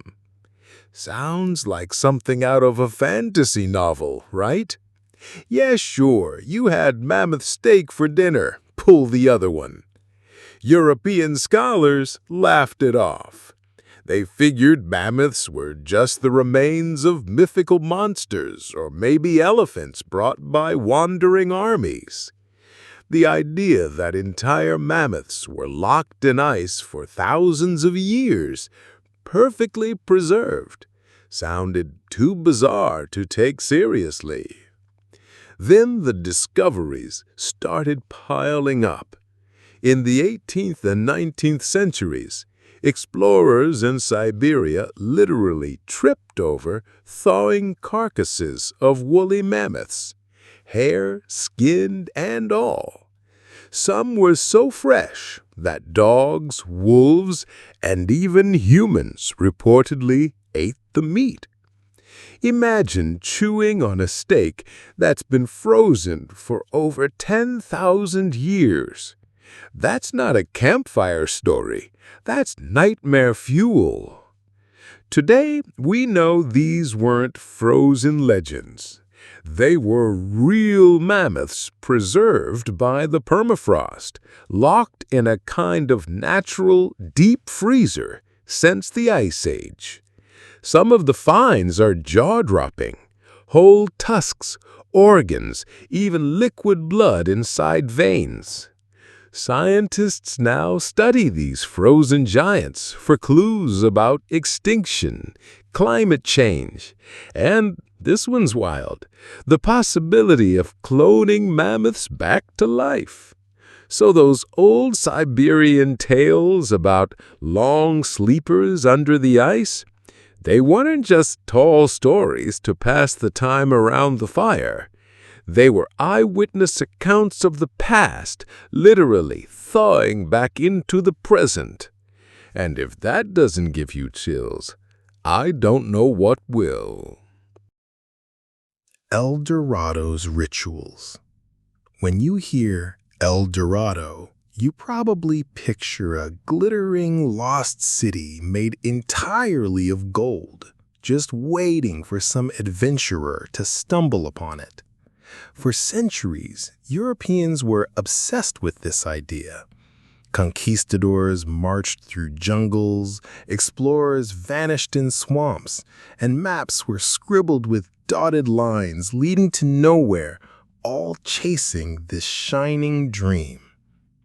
Most people today think of El Dorado as just that, a fairy tale treasure hunt gone wrong. But here's where it gets interesting. The myth actually started with something real, an ancient ritual of the Muisca people in what's now Colombia. Spanish chroniclers heard whispers of a chief who would cover himself in gold dust, row out onto Lake Guatavita, and dive into the water as an offering to the gods. Imagine that. A shimmering figure glowing in the sunlight, surrounded by attendants tossing golden ornaments and emeralds into the lake. If you stumbled across that story, wouldn't you think there must be an entire city of gold hidden somewhere nearby? For a long time, skeptics brushed it off as conquistador exaggeration. But when archaeologists began exploring Lake Guatavita, they started pulling up actual golden artifacts from the mud. Even better, a small golden statue known as the Muisca Raft was discovered in a cave nearby. It shows tiny figures standing on a raft with a central figure covered in ornaments exactly like the legend described. That's not myth. That's history you can hold in your hands. Now, was there ever a city made of gold? Probably not. But the ritual? Absolutely real. The Muisca weren't building golden skyscrapers. They were using gold as a spiritual bridge between the human and divine. To them, it wasn't about wealth. It was about honor, offerings, and connection to their gods. The Europeans, of course, heard gold and went into treasure hunting overdrive. So the next time you hear about El Dorado, remember, it wasn't just a wild goose chase. It was based on an awe-inspiring ritual where people literally covered themselves in gold and gifted treasure to a sacred lake. The myth of a city may never be found, but the truth is just as dazzling. Norse Vinland grapes. All right, so picture this. You're sitting around a smoky fire in a Viking longhouse somewhere in Greenland. It's the year 1000 AD, and the elders are telling stories. They speak of this strange land far across the western sea, a place they called Vinland. And the detail that always made listeners chuckle? They said it was full of grapes. Yep, the sagas actually describe wild grapes growing in abundance, so many that you could make wine from them. Now here's the catch. For centuries, historians thought this grape story was pure fantasy. I mean, think about it. Vikings were living in icy Greenland, basically the edge of the world at that time, and they supposedly sailed even further west and stumbled into a land where grapes grew naturally? Most scholars assumed it was an exaggeration. They figured maybe grapes was just a poetic way of describing berries, or maybe the Vikings were mixing up stories they'd heard about southern Europe. But here's where it gets interesting. The Norse sagas weren't just made-up bedtime tales. They were oral histories, passed down carefully for generations before being written down in medieval Iceland. And those sagas didn't just mention grapes once. They mentioned them several times, as if they were an actual feature of this mysterious land. That was their way of saying, no, seriously, there were grapes here. We're not kidding. Fast forward to the 20th century. Archaeologists start poking around in Newfoundland, Canada, at a site now called L'Anse aux Meadows. And what do they find? The remains of Viking houses, iron tools, even boat repair facilities. Solid proof that Norse explorers had made it to North America around the year 1000. That discovery alone shook up history, because until then, Columbus got all the credit for discovering the Americas. But the Viking sagas suddenly didn't seem so far-fetched anymore. And then comes the kicker. Wild grapes really do grow in Newfoundland and further south into Nova Scotia. Not in massive vineyard rows like in France or Italy, but enough to notice. Enough that a group of northern sailors who had never seen grapes growing wild before might have been completely blown away by them. Can you imagine the Vikings' reaction? These were men used to drinking mead, honey wine. Suddenly, they stumble into a land where the very earth offers them grapes for wine. That must have felt like a miracle. But it doesn't stop there. Some scholars now argue that the saga's description of Vinland might point even further south than Newfoundland, maybe all the way down to New Brunswick or even New England, because down there, grapes really grow in huge numbers. If that's the case, the Vikings didn't just tiptoe onto the Canadian coast. They might have explored hundreds of miles deeper into the continent. And here's the wildest part. Modern DNA studies suggest there are faint traces of Viking contact in certain indigenous populations in North America. Nothing huge, but just enough to hint that maybe some Vikings stayed longer than we think, maybe traded, maybe even intermarried. Suddenly, the saga detail about grapes isn't just a throwaway line. It's a breadcrumb. One of those little clues that proves this wasn't mythology at all, but history written in code. Think about how history works here. For centuries, people dismissed the sagas. They laughed at the idea that Vikings could have crossed an ocean. They scoffed at the mention of grapes in the far north. But archaeology and biology both stepped in to say, actually, the Vikings were telling the truth the whole time. They may not have written history books, but they encoded their adventures in stories. and those stories survived long enough for us to crack them open. So, next time someone tells you myths are just fairy tales, remember Vinland's grapes. A detail so small, so ridiculous, that scholars waved it away, and yet it turned out to be the key to proving that Europeans set foot in the Americas centuries before Columbus. It's like the sagas were whispering to us across time. We were here, and the grapes prove it. The Curse of Ötzi the Iceman. All right, let's rewind to 1991. Two hikers are making their way through the Italian Alps when they stumble across what they think is just another frozen climber who got unlucky in a snowstorm.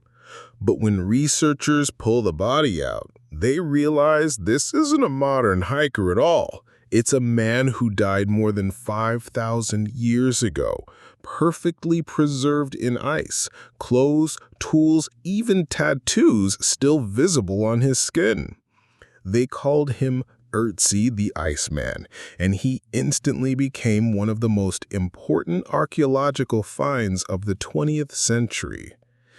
Now, here's where the story takes a darker turn. From the very beginning, locals whispered warnings about disturbing the dead. You see, there's a long-standing folk belief across Europe, and honestly across the world, that when you dig up ancient remains, you risk stirring up forces you don't understand. Think of the old tales about Egyptian mummies bringing curses to archaeologists, or local folklore warning that the dead don't like to be moved. Most scientists laughed those off as superstition, but with Ötzi, the whispers grew louder every time someone connected to him met a strange fate. Let's look at the pattern. The man who actually discovered Ötzi, Helmut Simon, died in a freak accident while hiking, falling into a ravine in almost the same way Ötzi himself had died thousands of years earlier.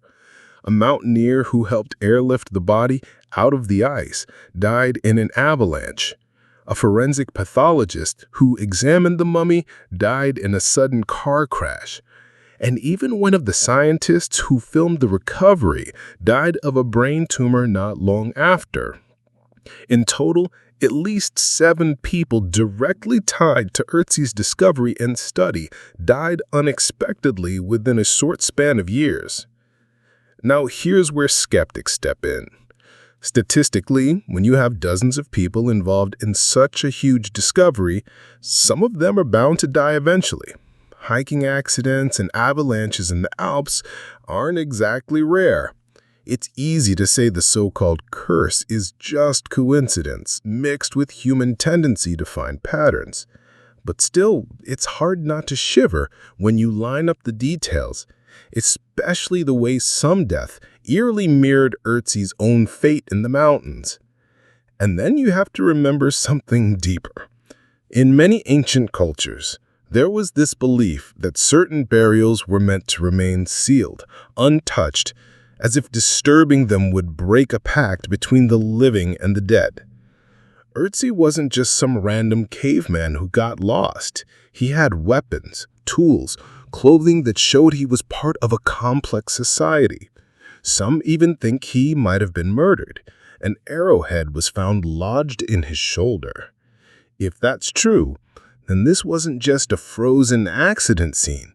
It was the unsolved crime of the Copper Age, sealed in ice until modern humans decided to dig it up. The so-called curse of Ötzi taps into something primal in us. On one hand, we're curious. We want to learn, to open the past and hold it in our hands. But on the other hand, we carry this inherited fear that the past can reach back and bite us. Maybe not with literal magic, but in the form of accidents, bad luck, or the weight of guilt. It's the same unease you feel walking through an old cemetery at night, that tug in your gut that says, maybe I shouldn't be here. And here's the kicker. Whether or not you believe in curses, Ötzi himself is still teaching us things that feel almost supernatural. His body contained evidence of ancient medicine, traces of herbs and fungi he used for pain. His tattoos weren't just decoration, they lined up with acupuncture points. His stomach contents gave us the last meal from 5,000 years ago. Even his DNA told a story, linking him to modern populations in Europe. In a way, he's still speaking to us, still reaching across millennia. So, was it all just coincidence? Probably, but the fact that the legend of cursed remains, a story as old as human civilization, seemed to replay itself in modern times is enough to give anyone pause. Because sometimes myths aren't there to explain magic. Sometimes they're warnings, encoded in story form, about respecting what came before. And Earthsea's story reminds us of one haunting truth. The past isn't always willing to stay buried.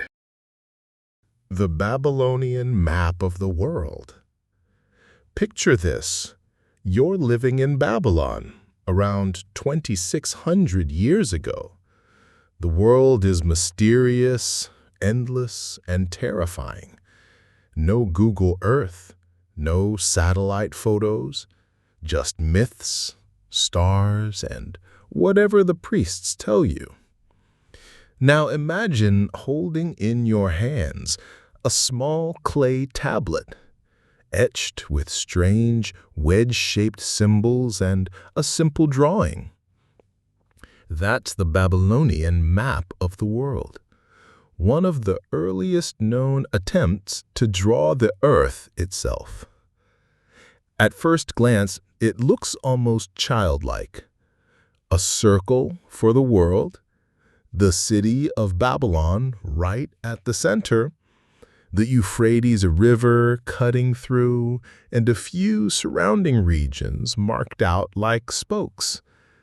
Beyond that circle, a vast ring of water, the Bitter River, or what we'd now call the ocean. And beyond that, strange triangular wedges, each said to represent lands of myth, places of giants, monstrous animals, and unimaginable wonders. For centuries, scholars thought stories of ancient flat earth myths were just exaggerations told by later writers. But here it was, burned into clay, proof that the Babylonians really did imagine the earth as a flat disk floating in water, with Babylon as its beating heart. In other words, their myths about the cosmos weren't just religious poetry. They were maps, attempts to capture reality through myth. Now, here's where it gets even more fascinating. This map wasn't meant to be a literal travel guide. It was a world view, mixing what people knew with what they believed. Babylon sat at the center not by accident, but because it was the spiritual and cultural hub. The edges of the map weren't just unknown territory, they were where the mythic world began.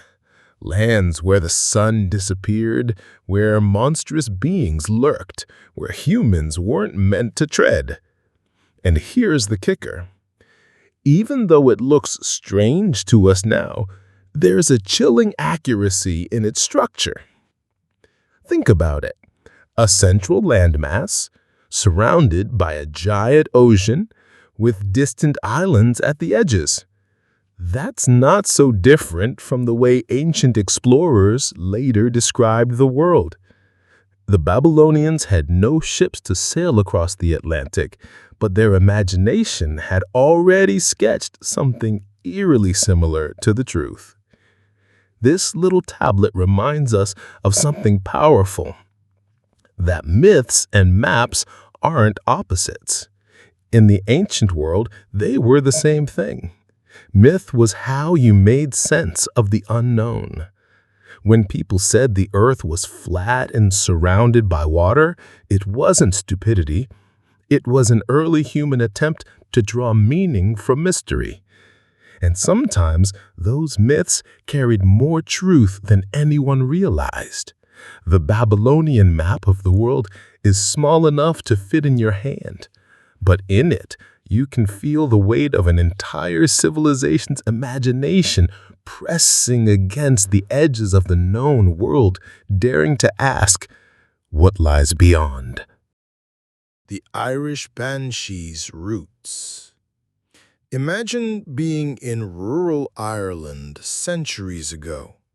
The night is still, the air damp with mist, and then, breaking the silence, you hear it, a woman's wail rising and falling, carrying through the darkness. A sound so haunting that people whispered it wasn't of this world.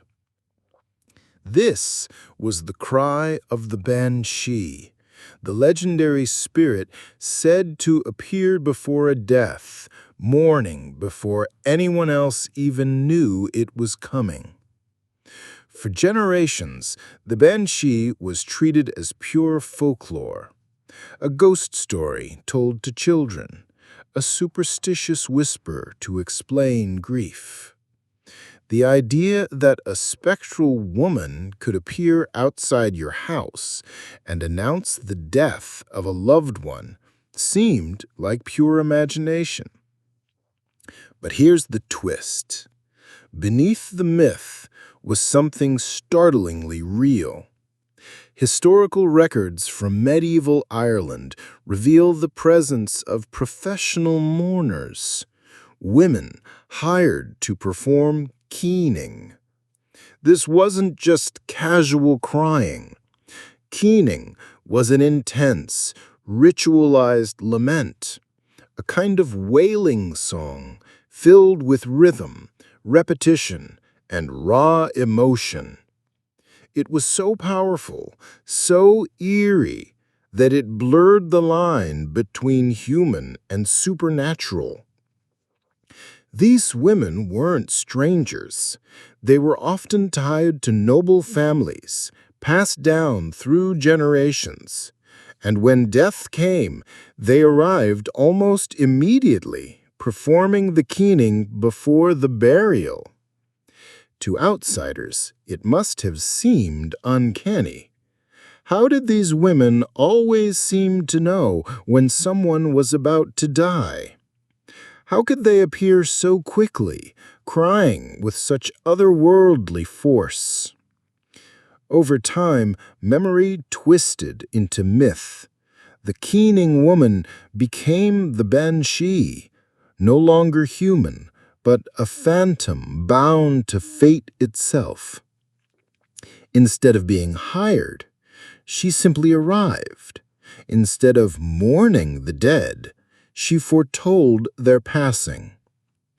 What had begun as a cultural ritual transformed into one of Europe's most enduring supernatural legends. And here's the fascinating part. Sound carries differently in the Irish countryside. On a foggy night, a voice could travel from miles. Imagine being a villager, hearing a keening song drifting across the fields in the dead of night. You wouldn't see the mourner, you'd only hear that unearthly cry. To you, it would feel like a ghost was weeping in the dark. So when people spoke of the Banshee's wail, they weren't just inventing a ghost story. They were remembering something real, something deeply human. The Banshee wasn't just death personified. It was the echo of grief itself, ritualized, amplified, and carried forward into legend. The next time you hear about banshees, remember this. Behind the myth of the screaming spirit is the very real sound of human sorrow, so raw and haunting that it echoed across centuries, transforming mourners into omens of death. The Great Wall. seen from space. If you open a school textbook from a few decades ago, chances are you'd find a very bold statement. The Great Wall of China is the only man-made structure visible from space. It sounds majestic, doesn't it?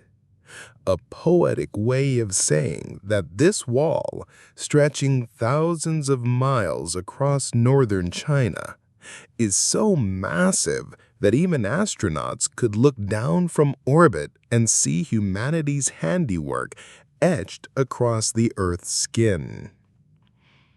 For generations, this fact was repeated so often it became part of cultural memory. It felt almost symbolic, the wall as humanity's eternal scar upon the land, visible even from the heavens.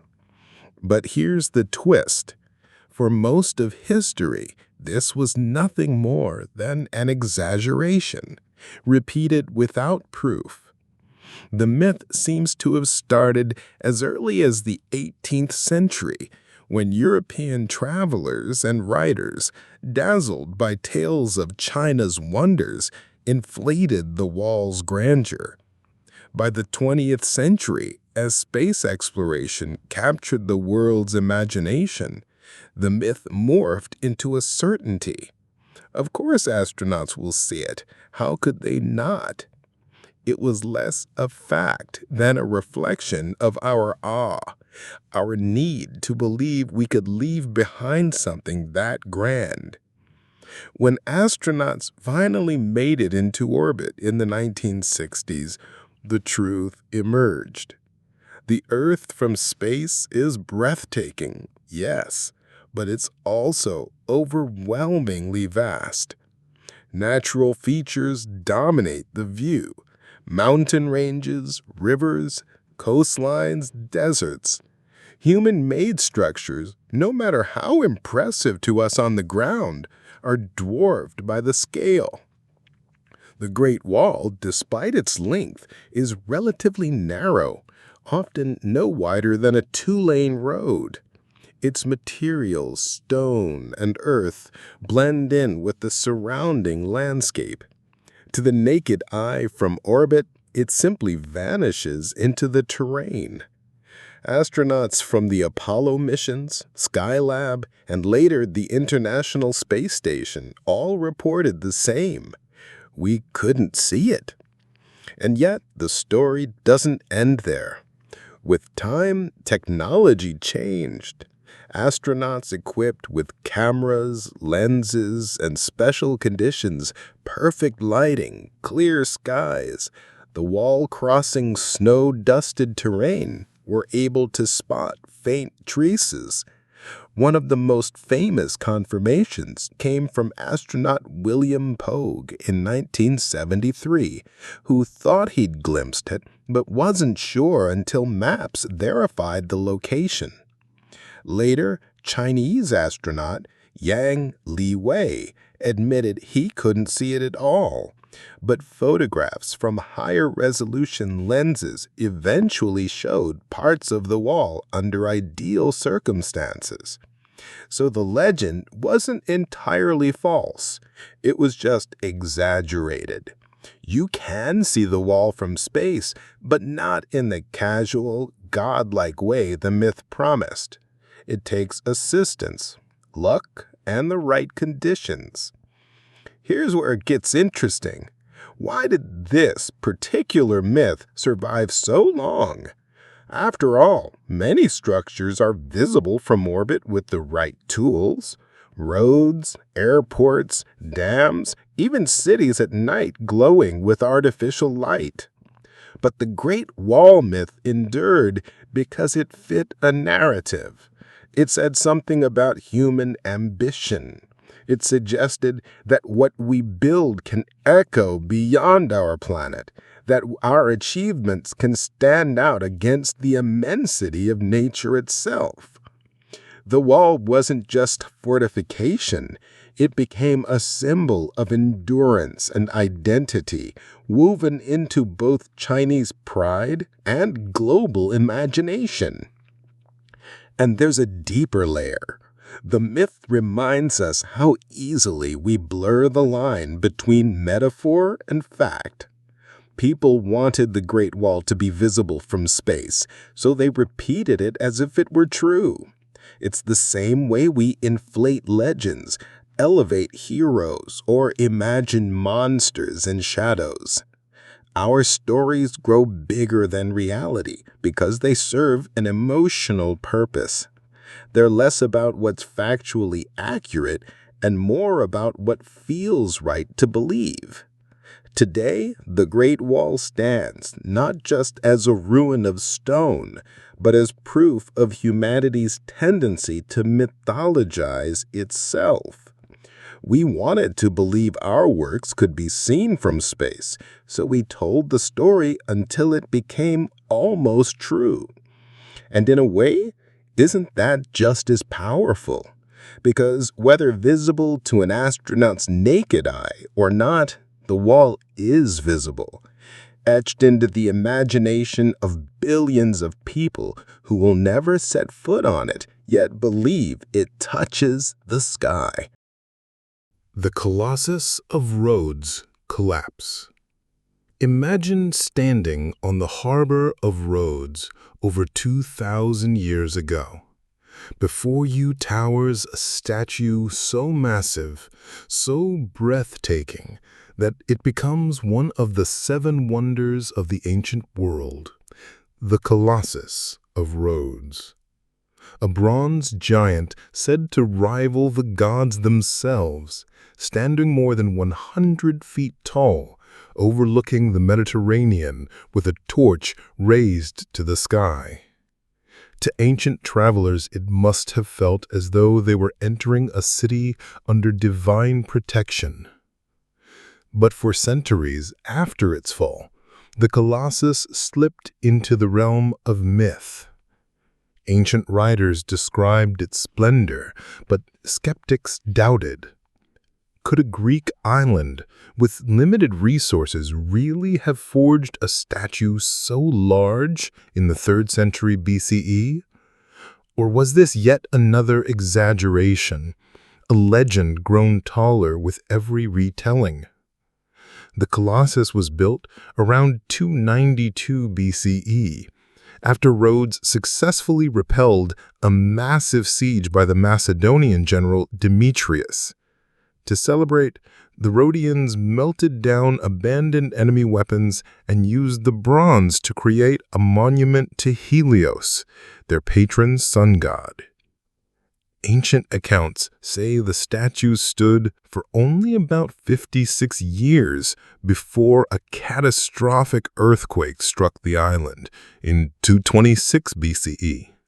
The Colossus snapped at the knees and collapsed, lying broken along the harbor.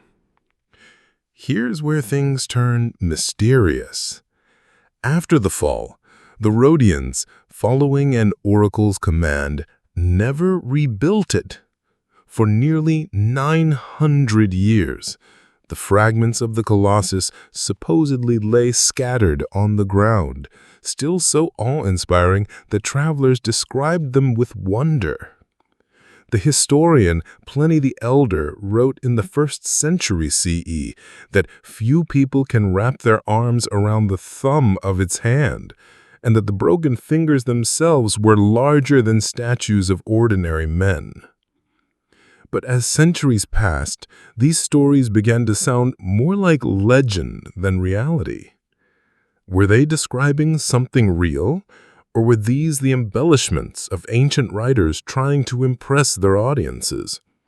Skepticism grew in modern times. Historians argued that the sheer scale described by Pliny and others was beyond the technology of the Hellenistic world.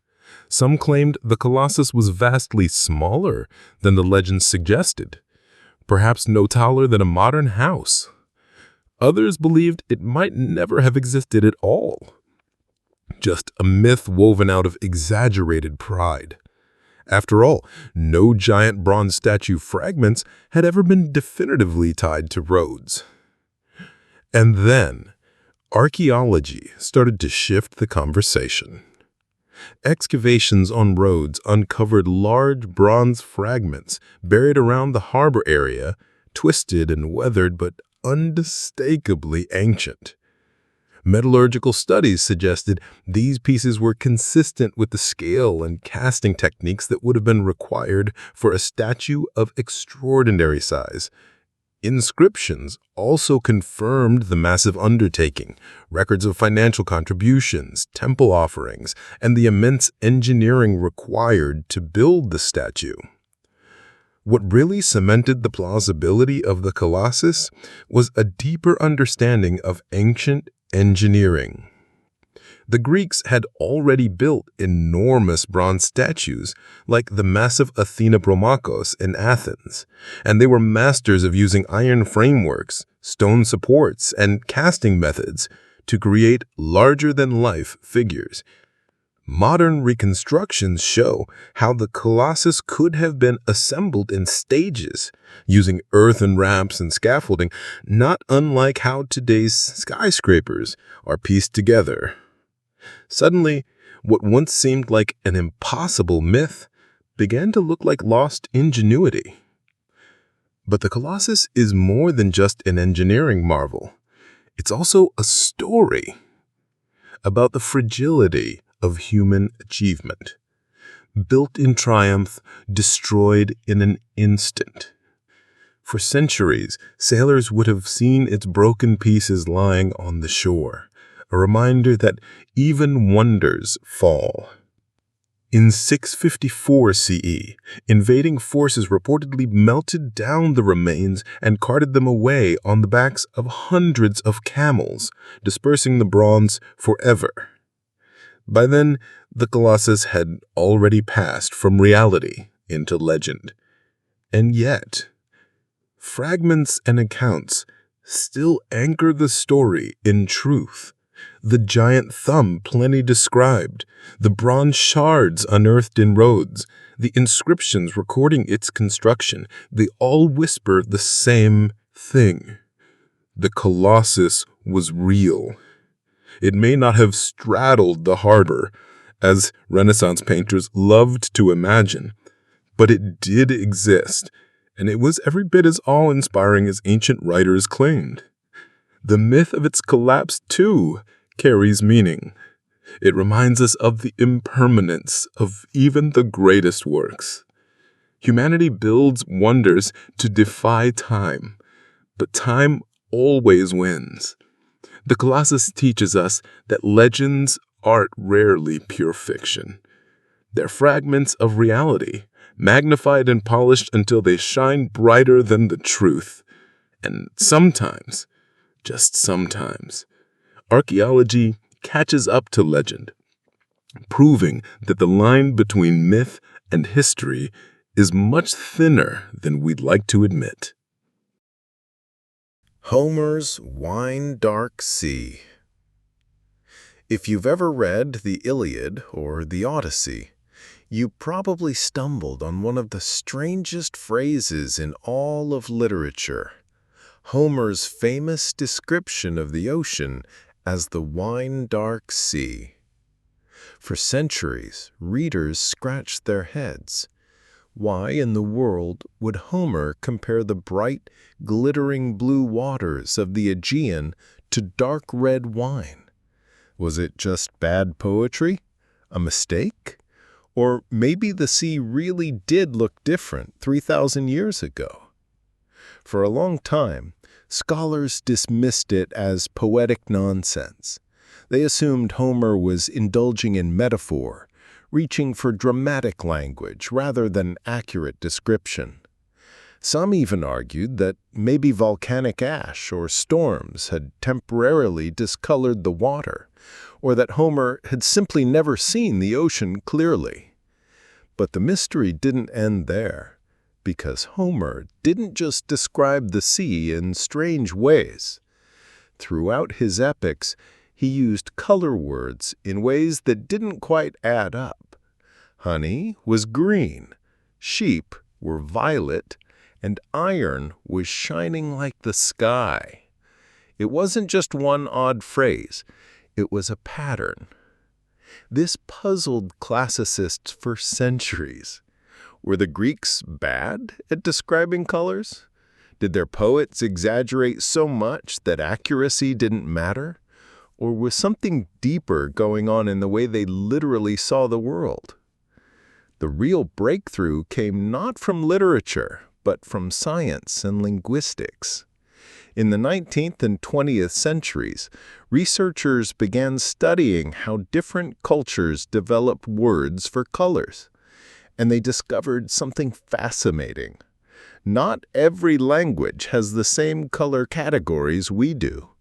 English, for example, has a dozen basic color terms: blue, red, green, yellow, black, white, etc. But some cultures historically had far fewer. The ancient Greeks, it turns out, didn't even have a word for blue.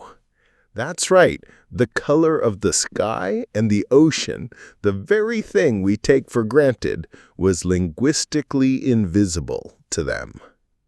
Instead, they tended to describe objects by texture, brightness, or comparison. What we call blue, they might have thought of as dark or gleaming or like wine. In fact, when linguists analyzed Homer's vocabulary, they realized his world wasn't divided by hue the way ours is today. His descriptions focused more on light and motion. The sea wasn't blue to him. It was shifting, shadowy, and glistening, like a vast expanse of moving wine. Some scientists have gone even further. Psychological studies suggest that without a word for a color, people may literally perceive it differently. It's not that the Greeks were colorblind, but their brains didn't sort the visual spectrum into the same categories we do. The ocean they saw with their eyes wasn't physically different, but the way their minds interpreted it was. This theory has been tested in modern cultures too. Anthropologists studying languages that lack a distinct word for blue found that speakers often struggled to distinguish blue from green in controlled tests. In other words, if you don't name a color, your brain doesn't isolate it as sharply. Which means Homer's wine-dark sea might not be a mistake at all. It could be a window into an entirely different way of experiencing reality. What seemed like clumsy poetry actually revealed something profound: the evolution of human perception itself. Language and vision are deeply intertwined, shaping how we carve up the world around us. To the ancient Greeks, the sea was dark and mysterious. Compared to wine, not because of its color in our modern sense, but because of its depth, its shifting gleam, and the emotional weight it carried. The phrase has become a symbol of how myths, poetry, and science overlap. For centuries, critics dismissed it as nonsense. Now it stands as proof that Homer wasn't wrong. He was describing the world as his culture perceived it. The wine-dark sea is more than a poetic flourish. It's evidence that human beings haven't always seen the world the way we do now. So next time you stand by the ocean, watching the light play on the waves, remember, you're not just looking at water. You are seeing centuries of linguistic evolution, categories carved into your brain that Homer himself never had. For him, the sea was dark and mysterious, compared to wine, not because of its color in our modern sense, but because of its depth, its shifting gleam, and the emotional weight it carried. The Palace of Knossos Labyrinth. Everyone knows the story of the Minotaur, the half-man, half-bull creature lurking in a twisting underground maze, waiting for sacrificial victims until Theseus finally slays him.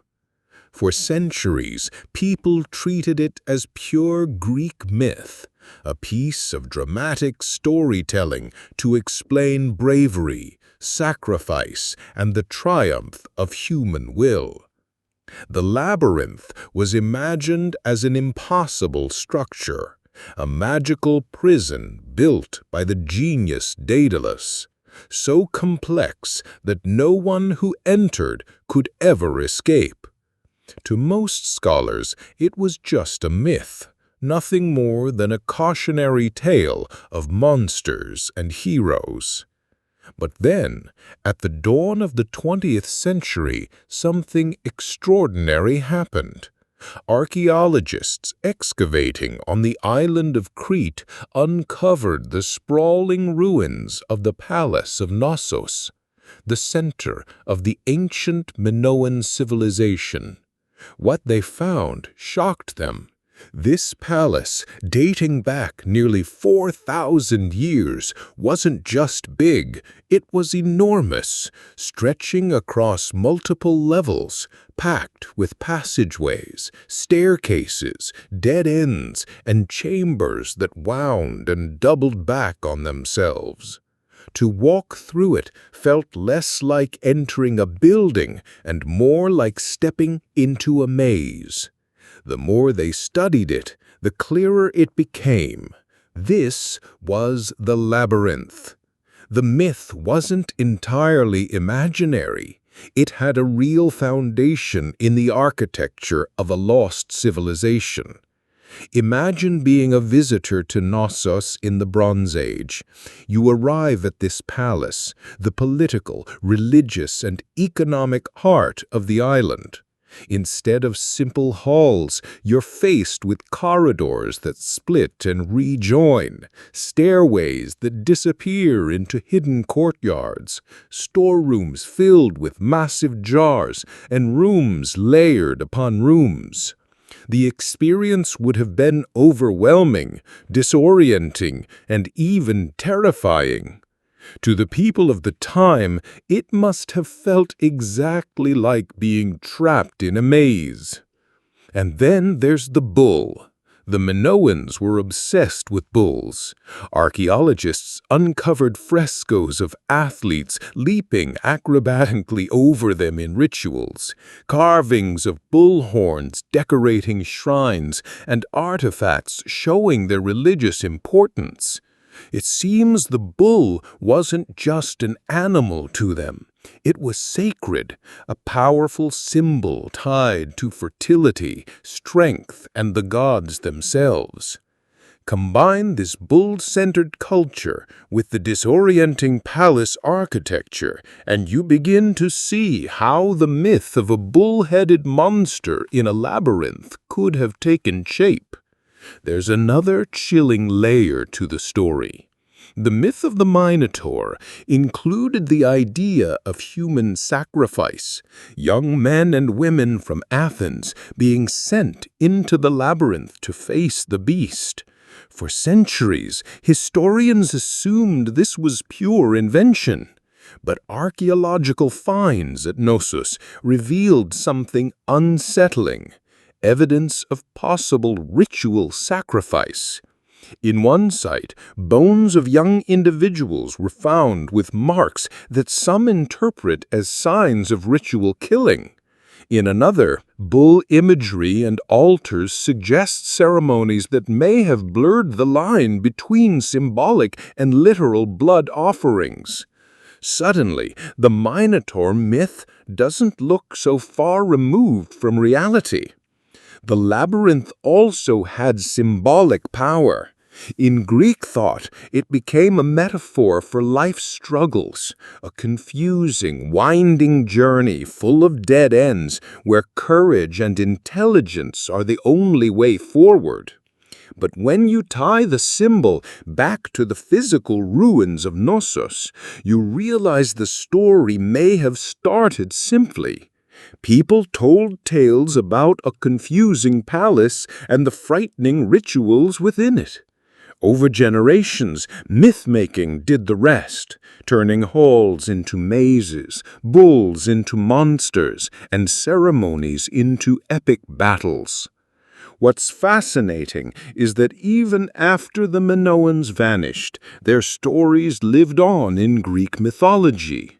The tale of the labyrinth became one of the most enduring myths in Western culture, shaping art, literature, and even modern psychology.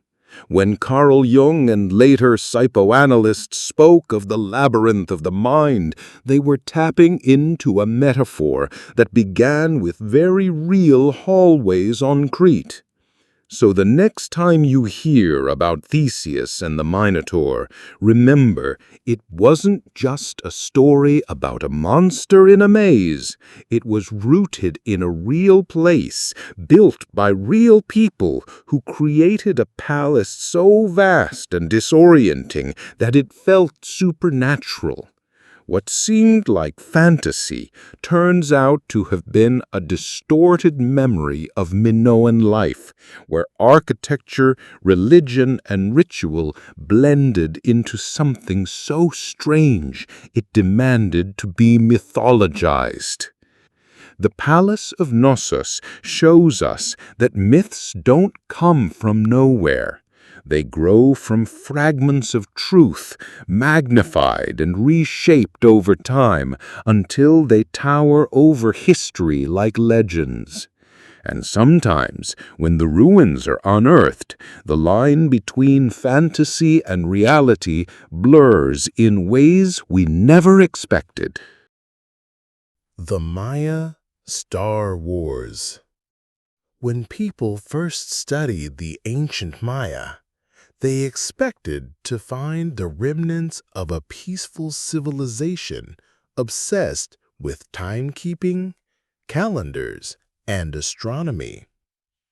For years, scholars portrayed the Maya as stargazers and mathematicians, priests who cared more about the cosmos than about conquest.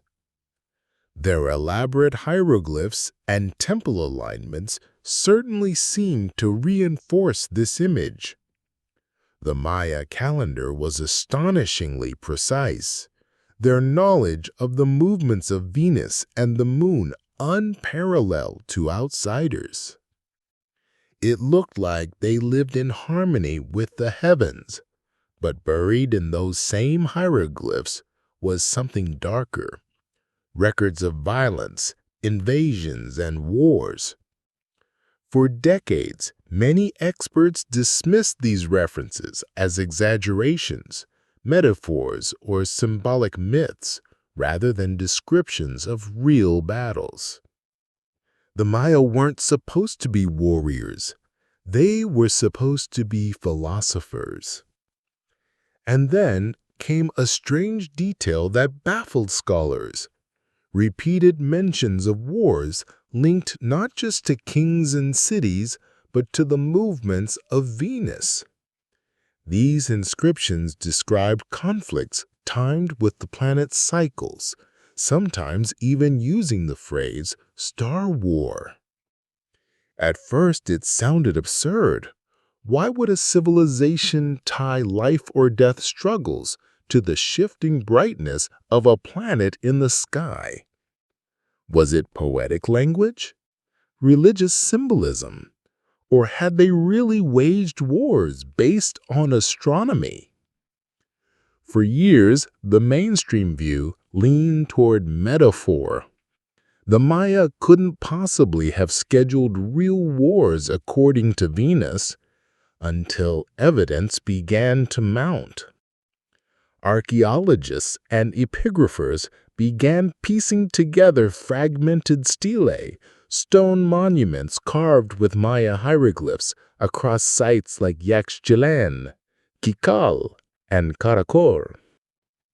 These inscriptions contain specific dates of battles, and some were explicitly connected to Venus's cycle. When researchers cross-checked these dates with modern astronomical calculations, the results were staggering. The wars happened exactly when Venus appeared in certain positions, especially its first appearance as the morning star. To the Maya, Venus wasn't just a planet, it was a divine force.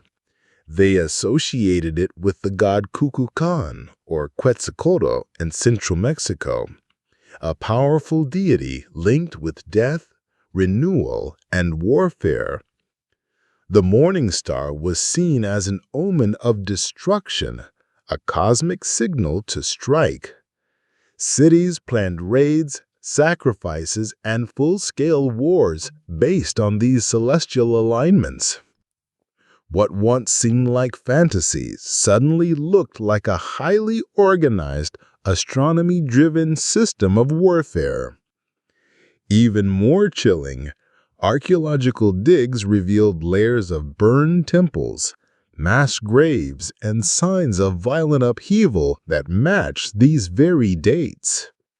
The texts weren't exaggerations. They were records of coordinated, star-driven conflicts. This meant that Maya kings didn't just fight wars for land or resources. They fought them for cosmic legitimacy. A ruler who attacked during Venus's rise wasn't just conquering an enemy. He was fulfilling divine destiny. His victory would be seen as sanctioned by the gods, while failure would undermine his claim to rule. This discovery reshaped our understanding of the Maya. Far from being purely peaceful scholars, they were warrior astronomers, intertwining bloodshed with the cosmos. Their wars were not random. They were ritualized celestial events, meticulously timed with the heavens. In a sense, they were fighting not just each other, but also to keep the universe in balance. What's most fascinating is how this blends myth and reality. To us, the idea of a Star Wars sounds like something out of science fiction. To the Maya, it was both literal and symbolic, a war fought on Earth under the influence of the gods in the sky. It blurs the line between religion, science, and politics in a way modern minds struggle to grasp. Their mythology wasn't separate from reality. It was the blueprint for it. The Star Wars inscriptions show us something profound about human history. Civilizations often wove myth into the fabric of daily life so tightly that the two became inseparable. Where we might separate astronomy from warfare, the Maya saw them as parts of the same cosmic order. Their kings didn't just rule, they performed the universe's will. So the next time you hear about Maya astronomy, don't imagine a quiet priest charting stars in isolation. Imagine a warlord priest-king, standing atop a temple at dawn, watching Venus flare into the sky, and ordering his armies to march, not just to conquer, but to fulfill what he believed was a divine cosmic command. What once looked like poetic myth turned out to be brutally real. The Maya Star Wars weren't stories of the stars. They were wars written in blood, carried on the ground, but timed by the heavens. The Great Fire of London's plague spread. In the summer of 1665, London was suffocating under the weight of the Great Plague. Death carts rattled through the streets, collecting the bodies of those who had succumbed to the disease. Red crosses marked doors of infected homes, while the stench of rot, fear, and despair lingered in the air. Rats scurried through filthy alleys, their fleas carrying the bacterium Yersinia pestis that had already claimed tens of thousands of lives. To the people of London, it must have felt like the end of days. But then, just 1 year later, in September of 1666, disaster struck in another form. A small spark in a bakery on Pudding Lane erupted into an inferno that raged for 4 days. The Great Fire of London consumed more than 13,000 houses, 87 churches, and countless businesses, leaving nearly 70,000 people homeless. The city was reduced to a smoldering ruin. Yet, amid the devastation, a strange belief began to circulate. Perhaps the fire had been a blessing in disguise. Folk whispers claimed that the fire had cleansed London. People noticed that after the ashes cooled and the city began rebuilding, the plague that had haunted them seemed to vanish. For centuries, this connection lived in the realm of rumor, half history and half myth. Could a fire really have wiped out a disease? To many, it sounded more like divine providence than science, a divine punishment followed by a divine cure. For years, historians debated whether the fire and the end of the plague were linked or merely coincidental. After all, plagues often ended in cycles, burning through a population until there were too few susceptible hosts to sustain it. But epidemiological research, combined with studies of 17th century London's environment, has since shown that the folk belief was not entirely wrong. The Great Fire of London very likely played a direct role in eradicating the plague from the city. Here's why. The plague thrived in the cramped, filthy, wooden-built neighborhoods of London, where rats and fleas could live in abundance. The fire swept through precisely those areas, densely packed medieval housing, rat-infested cellars, grain stores, and the labyrinthine alleys where vermin flourished. By destroying vast swaths of the city, the fire didn't just burn homes, it burned the ecological foundation that supported plague transmission. The rats' nests, flea habitats, and contaminated materials. Moreover, the reconstruction of London after the fire changed the city's environment in ways that made plague outbreaks far less likely. The new buildings used brick and stone instead of timber, reducing hiding places for rats. Streets were widened, sanitation, albeit gradually, improved, and the urban layout became less conducive to the spread of infectious disease. The fire, in a sense, forced London into a new era of urban planning, one that accidentally improved public health. Epidemiologists now suggest that while the fire was not the only factor in ending the plague, it coincided with natural epidemic decline. It was almost certainly a powerful accelerant in eliminating the conditions that allowed Yersinia pestis to flourish. The folk wisdom that the fire cleansed the city was remarkably close to the truth. But the story also highlights something deeper about how humans interpret catastrophe. To the people of 17th century London, the juxtaposition was almost supernatural. First, God's wrath struck with the plague.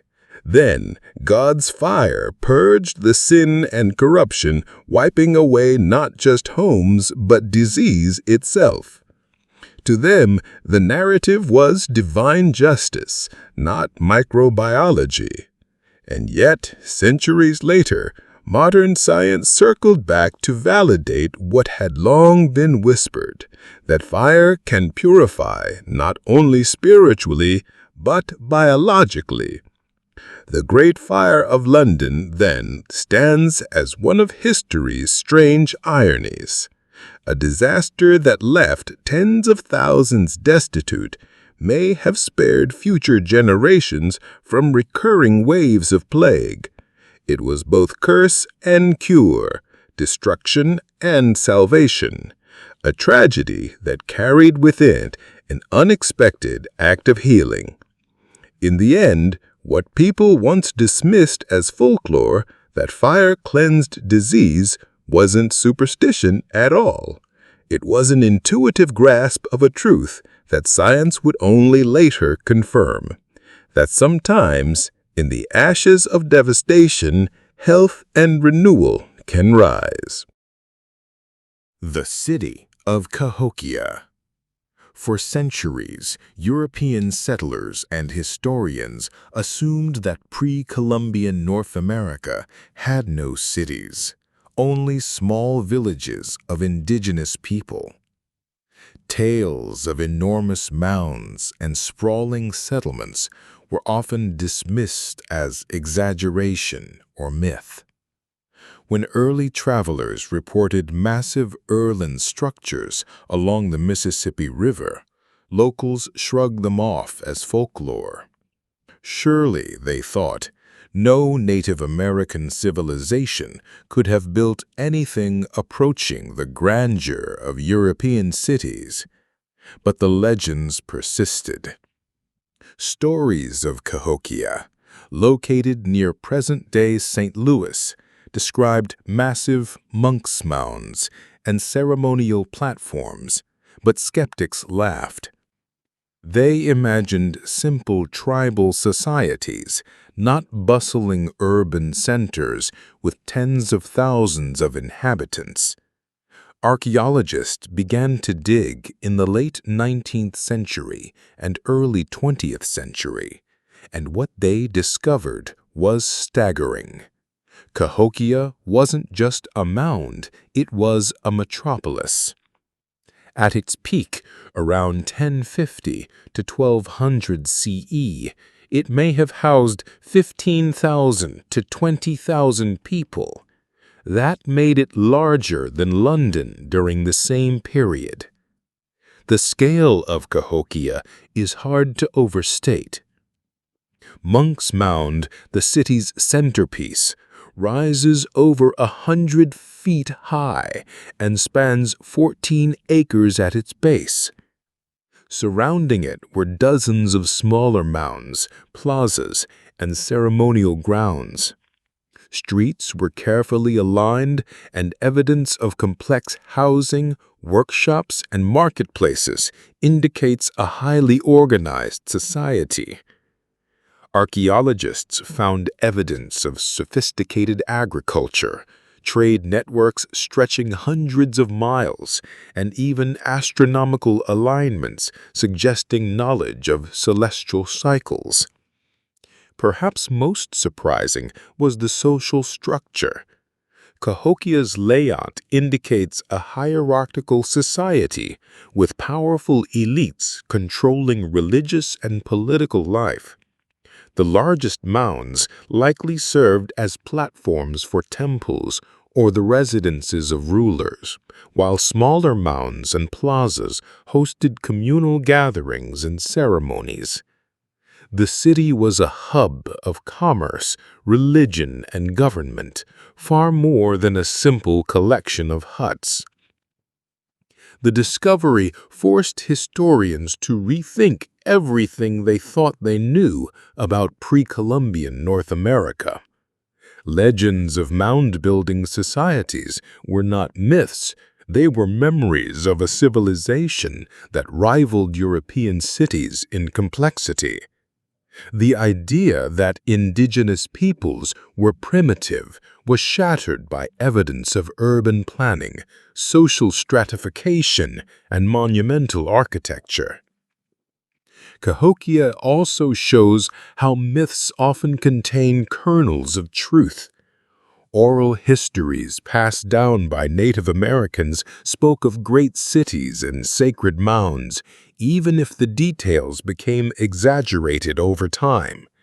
These stories survived colonization and skepticism, eventually guiding archaeologists to uncover one of the most significant ancient urban centers in North America. What's striking is how quickly myths turn into facts once the evidence is found. For centuries, Cahokia was legendary, a mysterious, almost magical place whispered about in local stories. Then, through excavation, radiocarbon dating, and careful mapping, the reality emerged. An advanced society, thriving long before European contact. It's a reminder that the human imagination often preserves truth, even when written records are absent.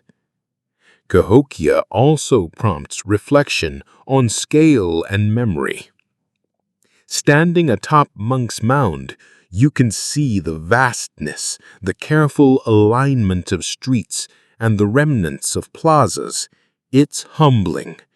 This was not a village, it was a civilization, with achievements rivaling contemporaneous cities in Europe, Asia, or the Americas.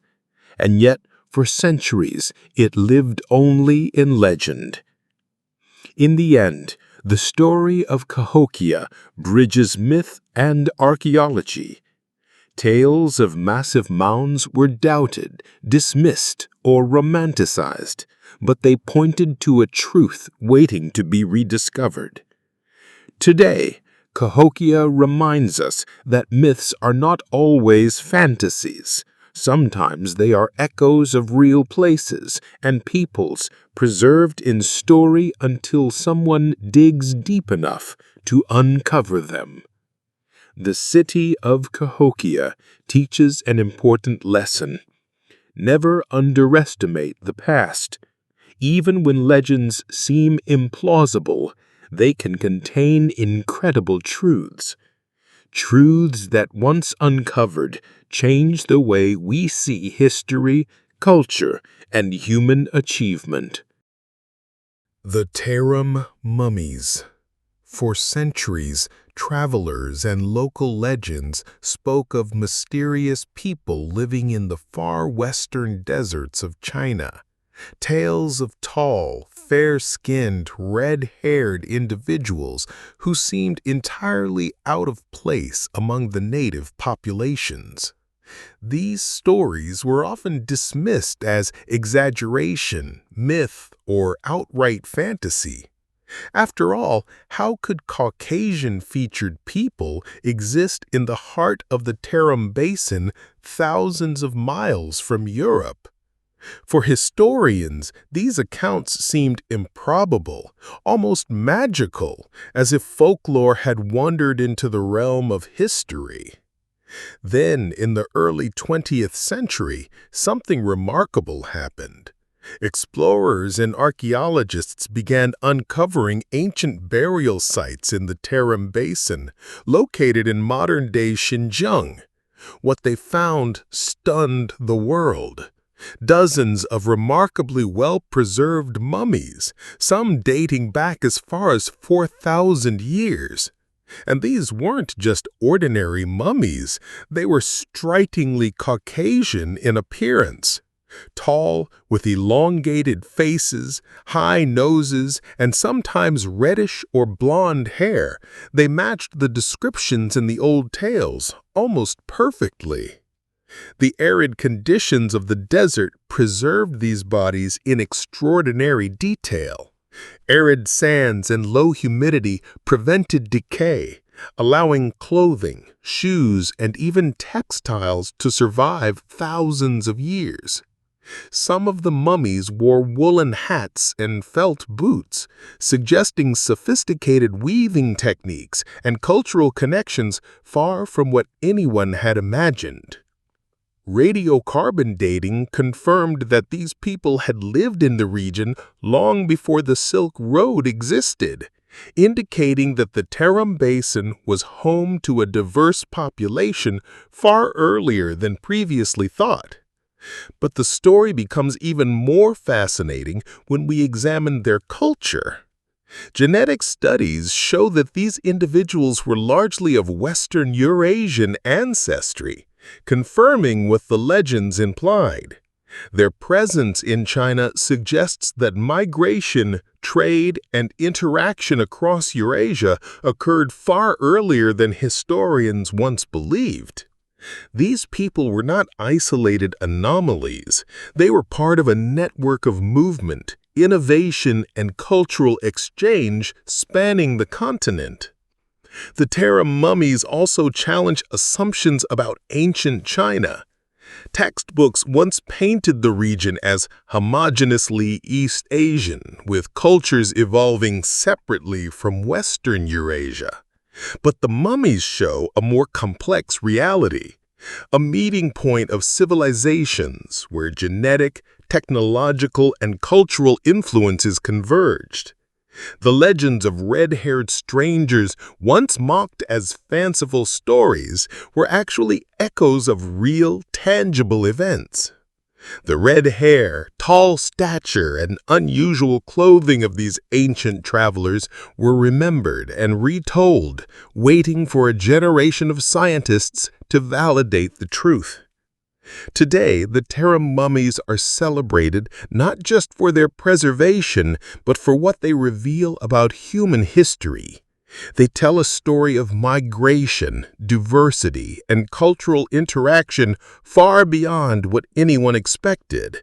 They remind us that even when history seems settled, the earth can still surprise us, and that legends, no matter how fantastical, often have roots in real people and events.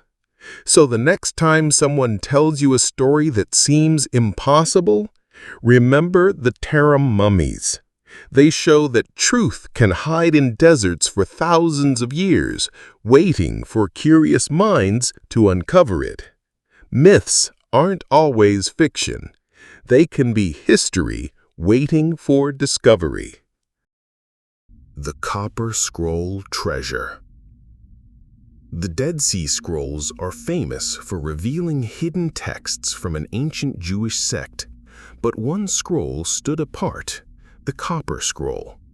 Unlike the others, which were made of parchment or papyrus, this scroll was inscribed on thin sheets of copper, durable and heavy, meant to last.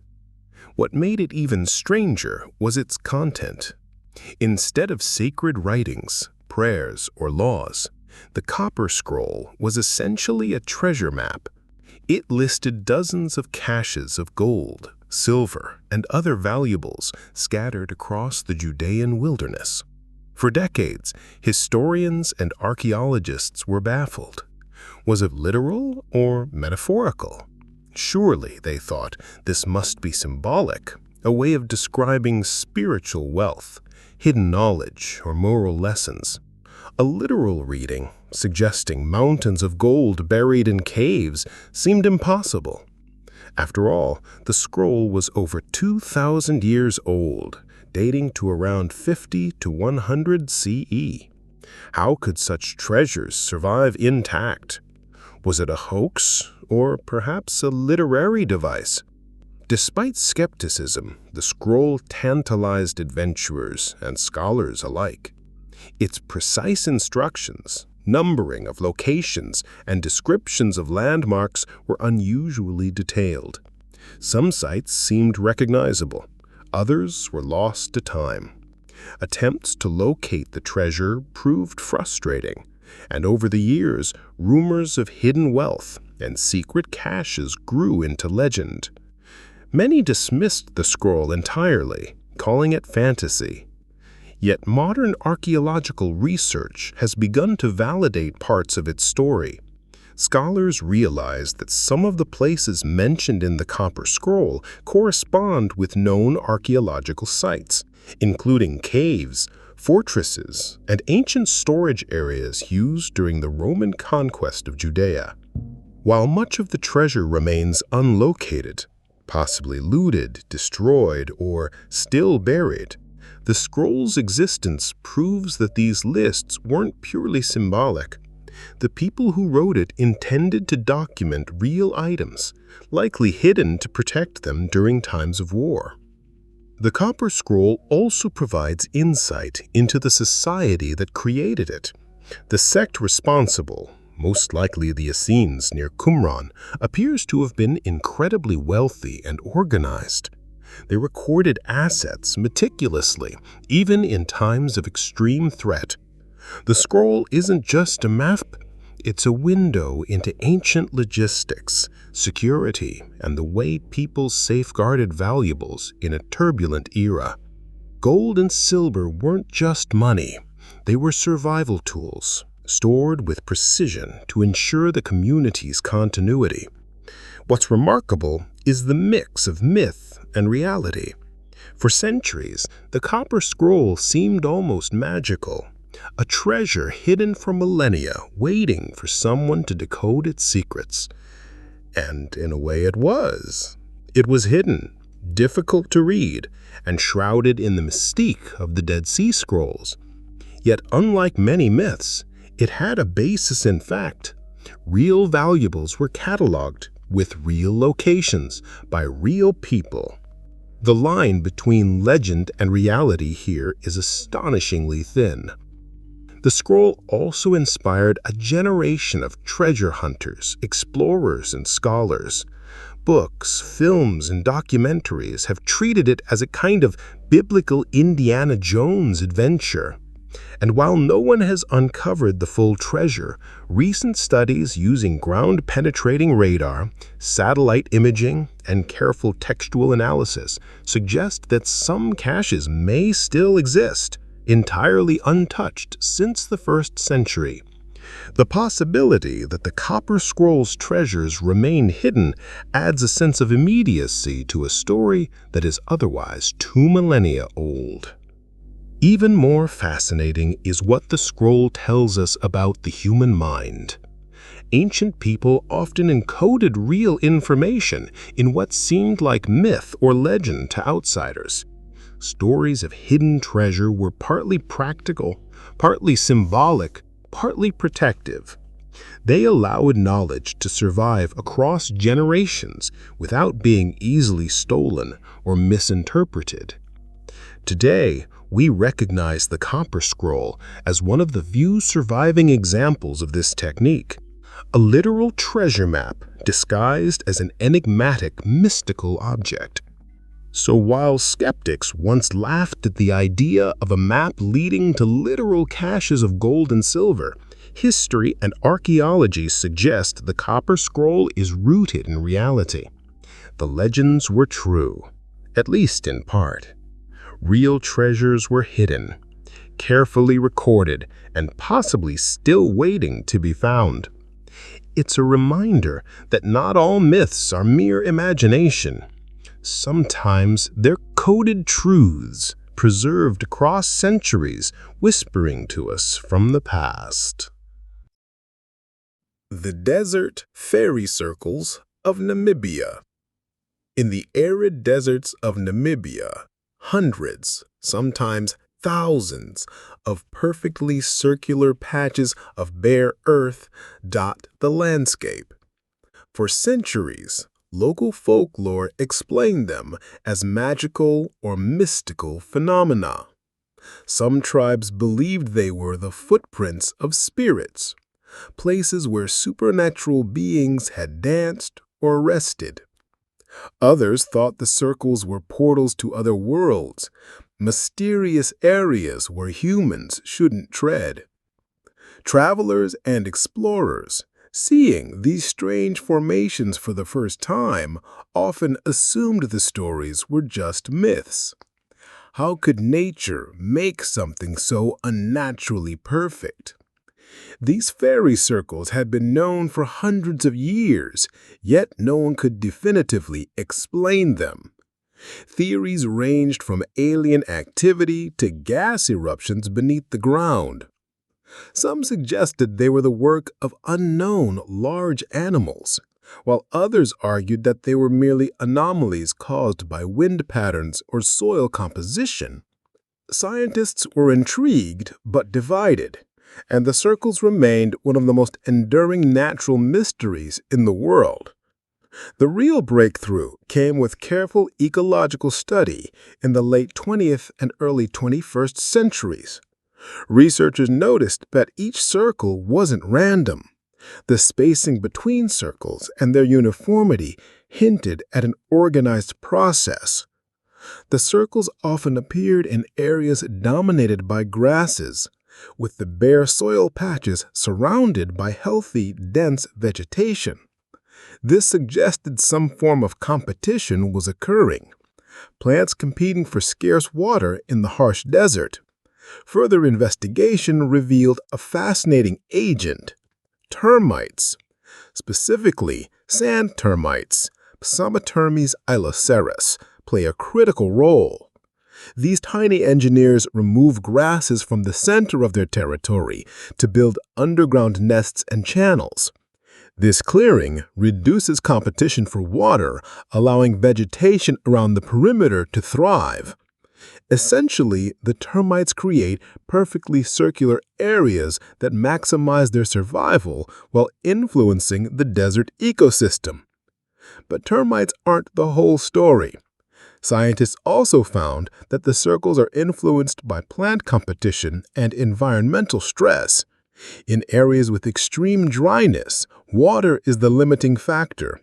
Grass roots compete fiercely for every drop, and the circular patterns emerge naturally as a self-organizing system.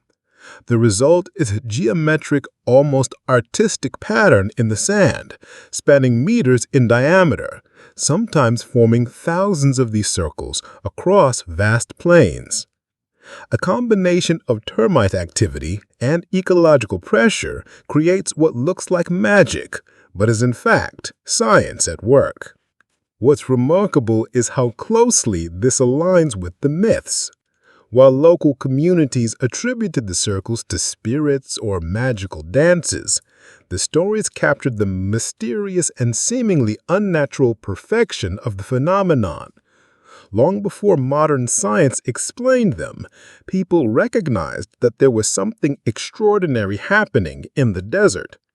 The myths preserved the sense of wonder and the strangeness of these formations, which science later verified as a real natural pattern with clear ecological mechanisms. In essence, the desert fairy circles are a perfect example of myth meeting reality. What was once considered supernatural or mystical is now understood as a combination of termite behavior and ecological self-organization. Yet even knowing the science behind it, the visual spectacle remains otherworldly. Standing above a plain of hundreds of circles, you could almost sense the spirits that inspired centuries of stories, as if nature itself choreographed a dance that humans once mistook for magic. So, next time you hear a tale about fairy circles, remember, myths sometimes preserve the truth. They capture the awe, the beauty, and the mystery of the world, waiting for science to uncover the mechanisms behind the magic. And in Namibia, the desert whispers both legend and reality in equal measure.